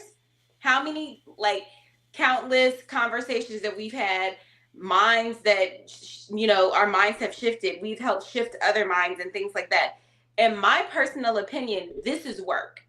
Not in a way that I don't enjoy it, but the type of conversations that we have every Tuesday consistently to speak about issues that Nikki's going through, I'm going through, Q's going through, whether you live in the South, the East Coast, whatever, so we can all get aligned on what's happening and we start having these discussions. Now, whether we agree on how to go about it or not doesn't matter completely. It's just the fact that, hey, let's get this conversation out here. Whatever somebody ends up doing outside of freethinkers, whatever we end up deciding to do outside of freethinkers to contribute to whatever the cause is still a step. Because I think that's Marcus Garvey who came up with each one teach one. I don't know if it's Marcus Garvey, but it's somebody from that era. Each one teach one. If we could do nothing else, if we can't get on one accord all at the same time, because that shit seems very difficult. What Nikki can do is raise her children a certain type of way, like she said, to send them into the world with a certain type of mindset. What Q can do is raise his children a certain type of way, right? He's hanging out with his homeboys and be like, hey, I was in Freethinkers and I learned slapping a girl on the ass. Like, we Don't was pop no bras bras. in junior high. Don't pop no bras. God damn it, don't you pop the bras. Man, really, it didn't necessarily like that. It's small, but it's not small, because these things have these effects, these ripple effects that we will never be able to like actually quantify. So I think like no matter how much we're still trying to figure out how we're going to change things, because we have the mindsets that we have, we are creating change. Do we want to make it happen a little bit faster? Sure. But that ain't the options we have right now. We working with what we working with. So I think as long as you trying to do something. You know what's funny, Denise? I don't carry that mindset. The each one teach one. The each one teach one. That's not I don't know why I'm stuck on Jesus all the time. I am really of the Jesus mindset. Because you've been indoctrinated since birth. No. You should have been here the first 15 minutes. No, it ain't. No, it ain't. It really ain't. No, it really ain't. I'm telling you, it's about pragmatism and what actually works. So my mindset, and trust, see, this is the thing you don't understand. Even my mindset, you might think the mindset that you think that leans Christian is the same mindset that people on the Christian side called me a heathen. So it really ain't what you think it is. So anyway, my mindset really is, and this is what Jesus will say oftentimes when he always spoke in parables and stories. He that hath an ear, let him hear. The stuff that I say, the stuff that I do, I know it ain't for everybody, and I'm not trying to get everybody. If you got an ear to hear it, if you got an ear to question it, if you got an ear to want to understand more than what you see around you, then the conversations I have may be interesting for you. But for those who it fly over their head or they don't understand that, I have zero desire to get you to understand anything. It's only for those who are on my frequency. And I'm only looking out for people that's on my frequency. That's it. I kind of disagree with that. You know why? And that token, we ain't going no motherfucking where. Shit. Absolutely. I ain't saying we was going nowhere. I'm telling you, that's my mindset. So we mindset is you to the change meeting. You not getting invitations to the change meeting because you're not trying to change shit. I'm not, Nikki. Nikki, I'm getting old. Nikki, you don't understand this. I keep telling y'all, I ain't got enough years left on this earth to be worried about changing somebody else's mind. And the older I get, the more focused I get in on that. I'll say this. And I spent the first half of my year, the first half of my life, like I was telling you, Denise, I spent the first half of my life trying to change people's minds. And I see where that got me and how effective that was. And now I'm on the other side of that now. I feel that. I think there's a time and place for everything, and there's a season for everything. And when I was young, I used to be very raw about everything. If I would have been in my 20s while all this shit was going on, Lord have mercy, Jesus, because I used to be doing the most. But then I realized as I get older, I have a limited amount of energy, and I must focus my energy and be very specific with how I want to use it, which means I'm not going to be rah about all the things all the time. However, I wouldn't say that I'm only going to speak to people who are ready to listen to me or whatever the case may be.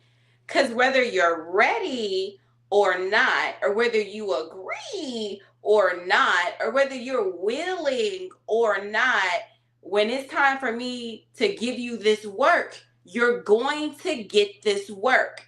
Now, you may not know that you're going to be benefiting from this work you about to get right quick, but that's not going to stop me from doing what I need to do. Because if we're only talking to people who are going to listen, then you talking to you, what do they say, preaching to the choir? Like, who cares? If we on here, all of us agree all the time, shut this shit down. I'm not coming on. No, I'm not looking for people. No, I'm not. So I'm not looking for people to agree with me. I'm looking for people who are seeking independent thought.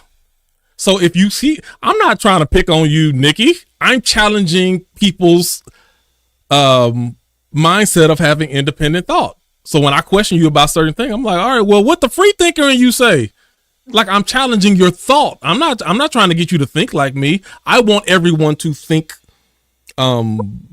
sober minded, just pure thoughts and not any outside influence. Now, the only thing that I do feel obligated for everybody is to spread positivity and love. Everybody get that. Right. But me trying to go deep into, history and theology and all that, some people don't have a desire for that. Or to understand the underlying social tones and all. A lot of people ain't interested. I'm not interested in trying to get you to see stuff that you're not.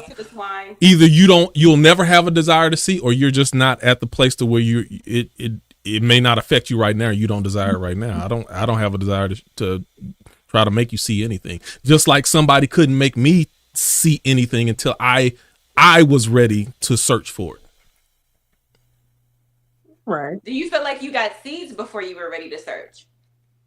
Do you feel like there was ever a seed planted before you were ready to search? Where when you started, I feel that seeds are always being thrown out and spread, but until your ground is fertile to receive those seeds, it means nothing to you. That's fair.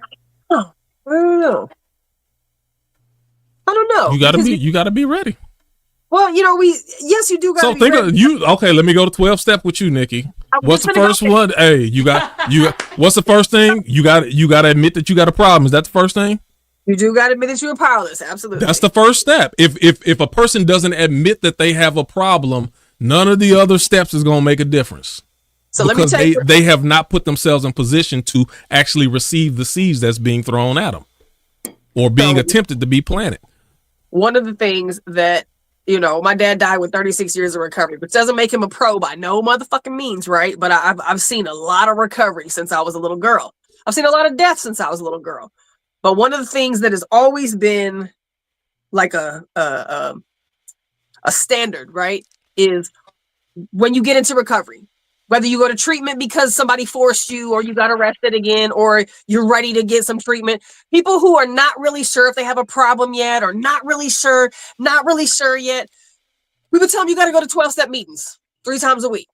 3 times a week, you need to go to a 12-step meeting. Oh, I don't want to do that. I don't want to do that. I don't want to do that. I don't have a problem. I'm not like those people. Oh, I don't. Right. But just go sit and listen. It's 1 hour out of the day. That's it. Just 1 hour. Hell, you can go fucking smoke a weed in an hour. Go sit in that room for an hour. Don't smoke weed. Go sit in that room for an hour. Don't drink alcohol. Go sit in that room for an hour. Don't do cocaine, right? Just go sit in the room and just hear. And after a while, sit there long enough and you hear your story being told by strangers over and over and over and over and over and over and over again. You're like, God damn, maybe I do got a problem. Maybe I do drink. Shit, I thought this was normal. I thought this was normal because I've normalized it. It was normal because my situation has normalized it. I thought it was normal because my family normalized it. I thought it was normal because this is what I've seen my whole life growing up. I just thought this was normal. I didn't know that it wasn't normal until I sat in this room full of all these fucking people who got the same shit going on.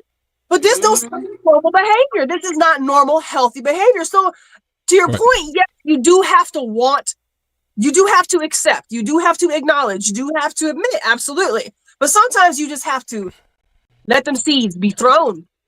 And sometimes them seeds stick. Eventually those seeds stick. So I don't know if that's what you were saying or not saying, but that is the I know what you're saying. Like what we're doing right here is spreading seeds out. You hear the conversation, you see we now at this point, if you know me at all and you don't know what I do, then you're just not looking. Or you're not interested. That's perfectly fine. I don't have to chase down someone to try to give them truth or to enlighten them or whatever somebody want to call it. I'm putting the seeds out there.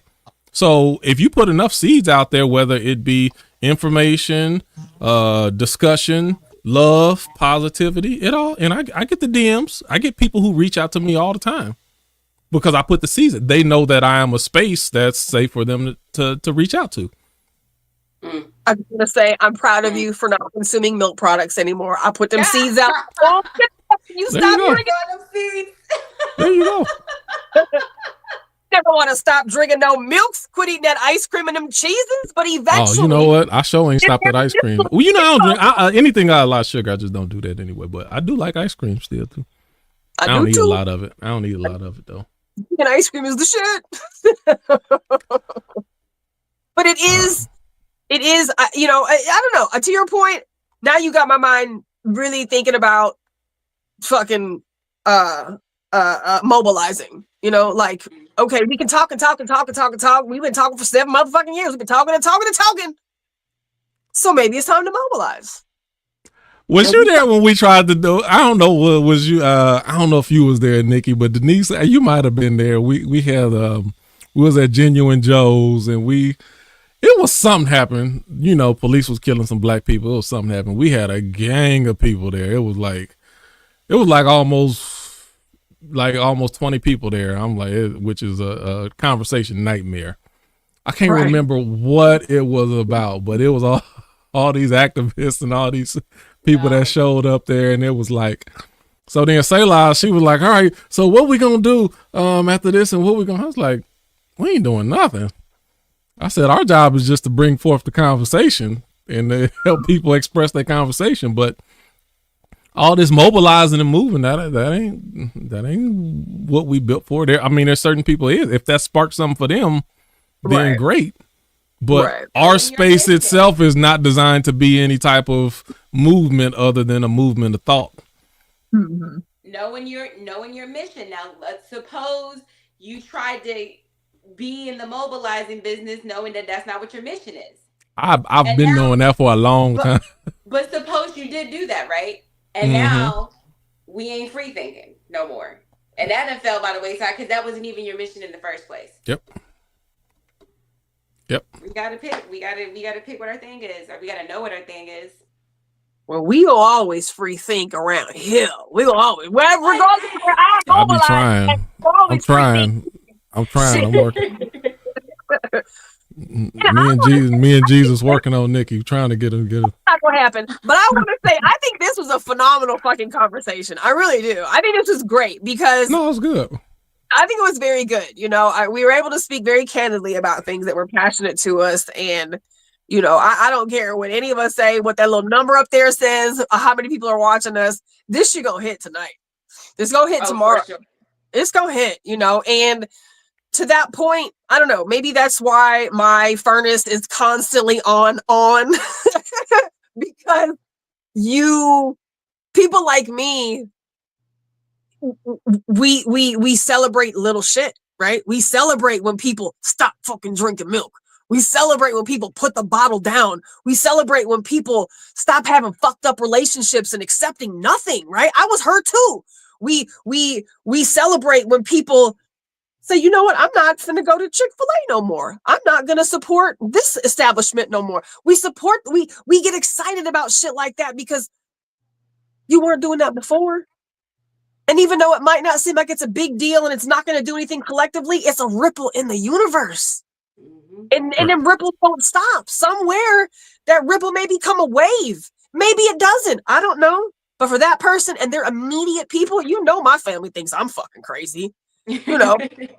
So for those people, those immediate people, and however many people we reach through this space, however many people I reach through this space, I celebrate people who just fucking baby step one tiny little thing may be huge to them, and eventually it's like, all right, cool, check that off the list. What's next? And before you know it, you got a whole bunch of little revolutionaries running around trying to make change or affect change. And even though the change that I make may not affect the world, they affect my family. But the part that I celebrate the most is people making personal decisions based off of them better understanding who they are and who they want to be. Not making a decision because Facebook or social media or groupthink told you, or even me or Denise or anybody told you to do it. Agreed. You took a collection of information and you said, based upon this information that I'm receiving, based upon the information I put out, I'm putting all this together, and from all of this that I've learned, whether information brought to me or just iron sharpening iron, me putting my thoughts out there and allowing my thoughts to be challenged. And this is the conclusion I come back to. And I have decided to make a decision based upon me learning more about who I am and what I want to be moving forward. That's what I celebrate. Sure. Absolutely. But I do believe it goes back to what Denise said, each one teach one. We only know what we know. And I know you say you don't necessarily agree with that, but we only know what we know. I think about all the shit we didn't know that we learned from somebody else. Right. All the shit we taught other people that they're like, man, I never knew this until you said something, right? Like, I mean, so we're continuously. Yeah, and I don't want to back. I wouldn't disagree with what she's saying. Like, that's something that, for me, it's a non-conscious thing that's automatically going to happen. I'm not going to speak to anyone and not share with them who I am and just be myself. If you and that's what, if you are yourself, then it automatically happens, and they will learn from it what they need to learn. See, okay, it's almost like it's not. I don't feel that it's my job or assignment to be specific about what I'm trying to teach person. But what I can do is be myself, and I let my energy radiate, and from that they will pull from it whatever they need to pull from it. And that's the benefit that you get from being authentic. Whatever you being yourself, I get to pull whatever I need from it. So Denise being herself without having any specific agenda, I can pull what I need from Denise, and Nikki can pull what she needs, and it could be two totally different things. Sure. That's true. Sure. Preaching up in here. You can make a sermon out of this.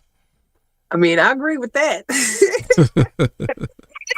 So again, and even we gotta get off here. But even from that example, I wasn't sitting up here like, oh, Nikki, guess what? I stopped drinking milk. It wasn't for me to try to tell you anything or try to impress you or try to say. It was just something, the information that I'd been given.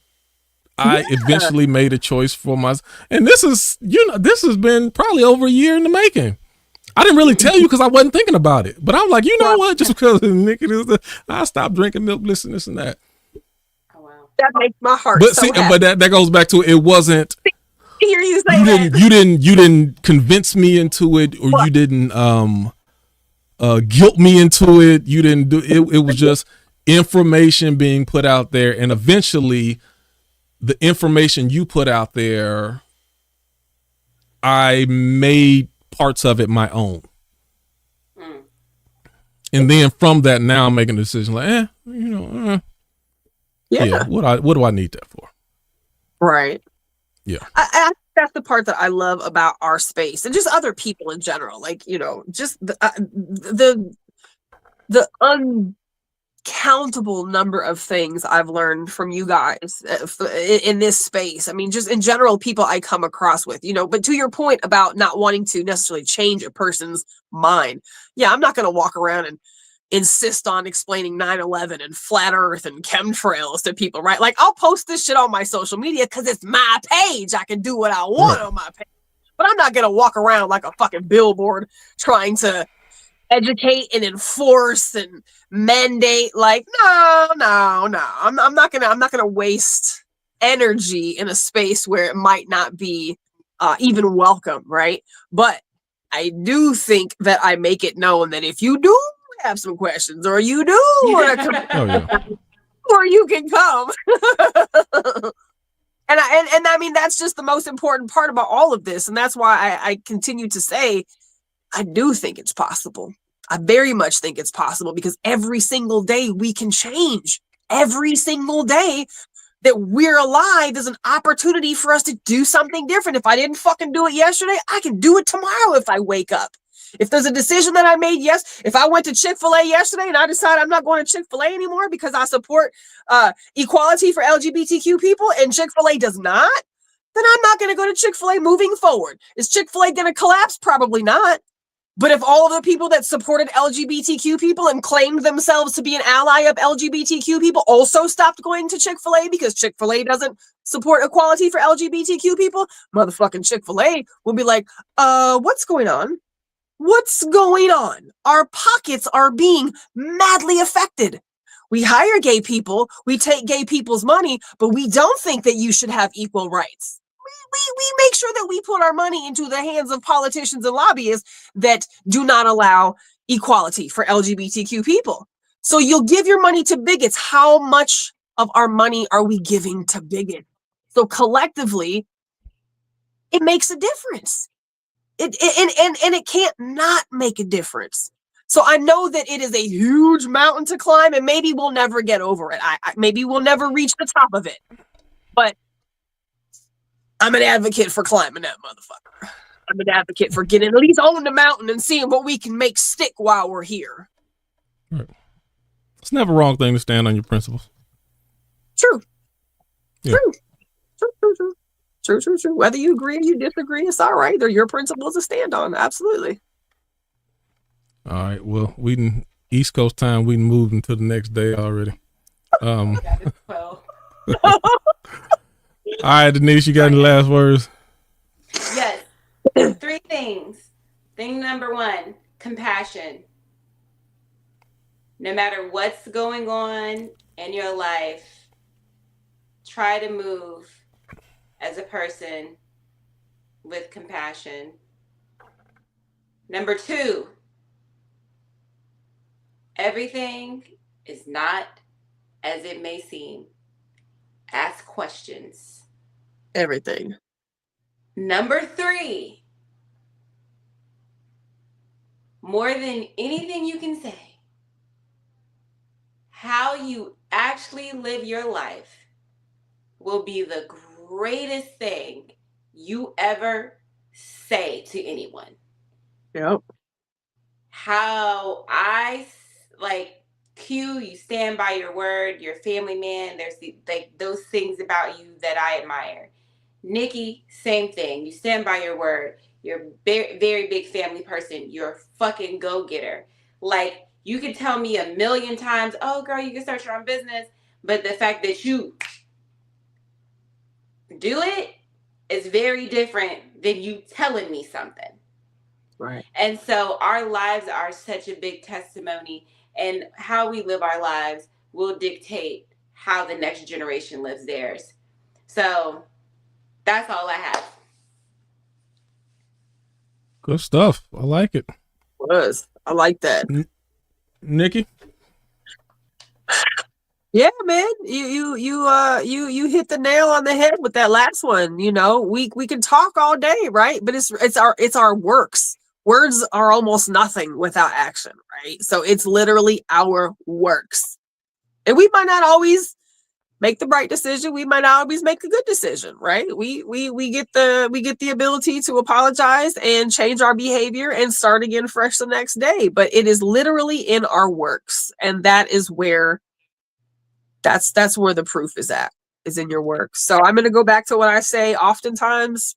You're either part of the problem or part of the solution. So you don't have to do anything, but I would advise you to decide which of the two you would like to be, because we can keep talking about it forever, and maybe we will, or we can be about it. We can do something different, and it is just that possible. It really is. All right, good stuff. I don't think I got. Got any closing thoughts, Q? What about you? No. What's closing thoughts too often? Go find Jesus. That's all. Oh, you know what? Even ass. No, I was kidding. I be listen. It's a part of me that be, but it's a part of me that really be like joking, saying it like. But there's another part of me that I think people. There's so much overlap between Jesus, the Bible, and just the church and religious culture overall. One of the things that we used to say, talking about back in, listen, for real, forget about what the pastor told you, forget about what you're trying to understand in the Bible. Just go read the red letters.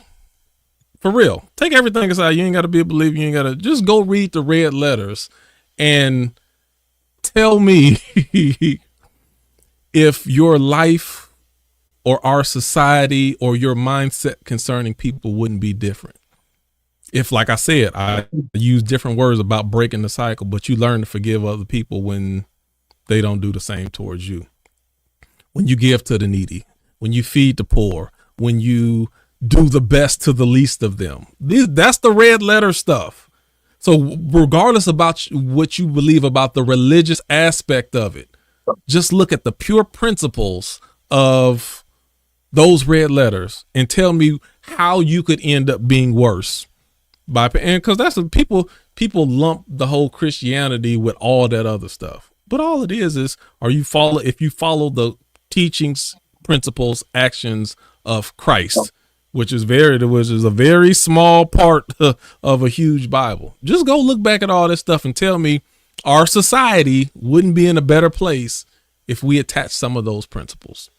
That's all. Go find Jesus. That's it. I don't even know why I'm on that. I've been on that for all that. But we got a real hatred. We got a real hatred problem. Like, I guess it's going back to when we can celebrate murder of someone we don't even know, but another human, we have a humanity problem. What are we going to do to fix that? The way our system is wiring us and conditioning us, something is wrong with that. Our appetite.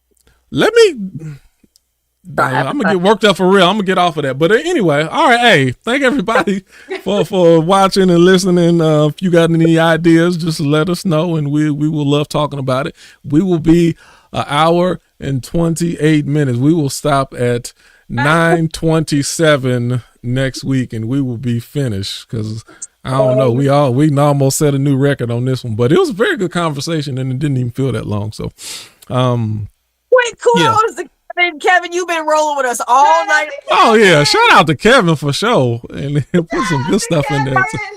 Kevin in there talking to himself sometimes, but we sure appreciate you, Kevin. You was in there with us, and he said, "Well, this is the best show, not to miss no Tuesdays." That's what's up. That's a show. Shout out to Kevin. I don't know why you'll never get on with us, but we sure appreciate you in the comment section still. Yeah, we appreciate you, Kevin. You've been with us all 3 hours, so we sure appreciate you. And anybody else, of course, who chimed in and watched us and put the thumbs up on there. Don't forget to share the page. I went on a whole barrage today on my page, and I shared a whole bunch of shit on social media with Free Thinkers. Oh, yeah, it was dope. Help us go. Help us get there. If you are watching this right now, hit the share button. Please hit the share button. We are way too fucking amazing to be sitting in this space, continuing to do this week after week after week. So we need your help getting us wherever we're supposed to get to. You don't have to come here. You might want to be, or you may be afraid of us. You might be scared of this whole situation or this space in which we have these really wild conversations. But we need to be out there. So for those of y'all who have been supporting us, we are so grateful. And those of you who are watching us right now, who may not have hit the share button or the subscribe button, man, please do that and let us go where we need to go, because this is one of the most authentic groups that I have ever experienced in my life. Straight. You go back and I'm gonna go back and I'm gonna watch the show. And I'm going to find all kind of little things in here, right, over these last 3 hours. But at the end of the day, this shit was real and this was very raw. And Denise, I appreciate you for rolling in here with us too, and, being raw and real and authentic and unapologetic. And I fucking love it. And Q, thank you for challenging me and, and just continuing to work with us on having this space, because this is what makes me know it's possible. This is what makes me know it's possible. So stay tuned. Yeah. Stay tuned. Love you guys. Good night. Good night.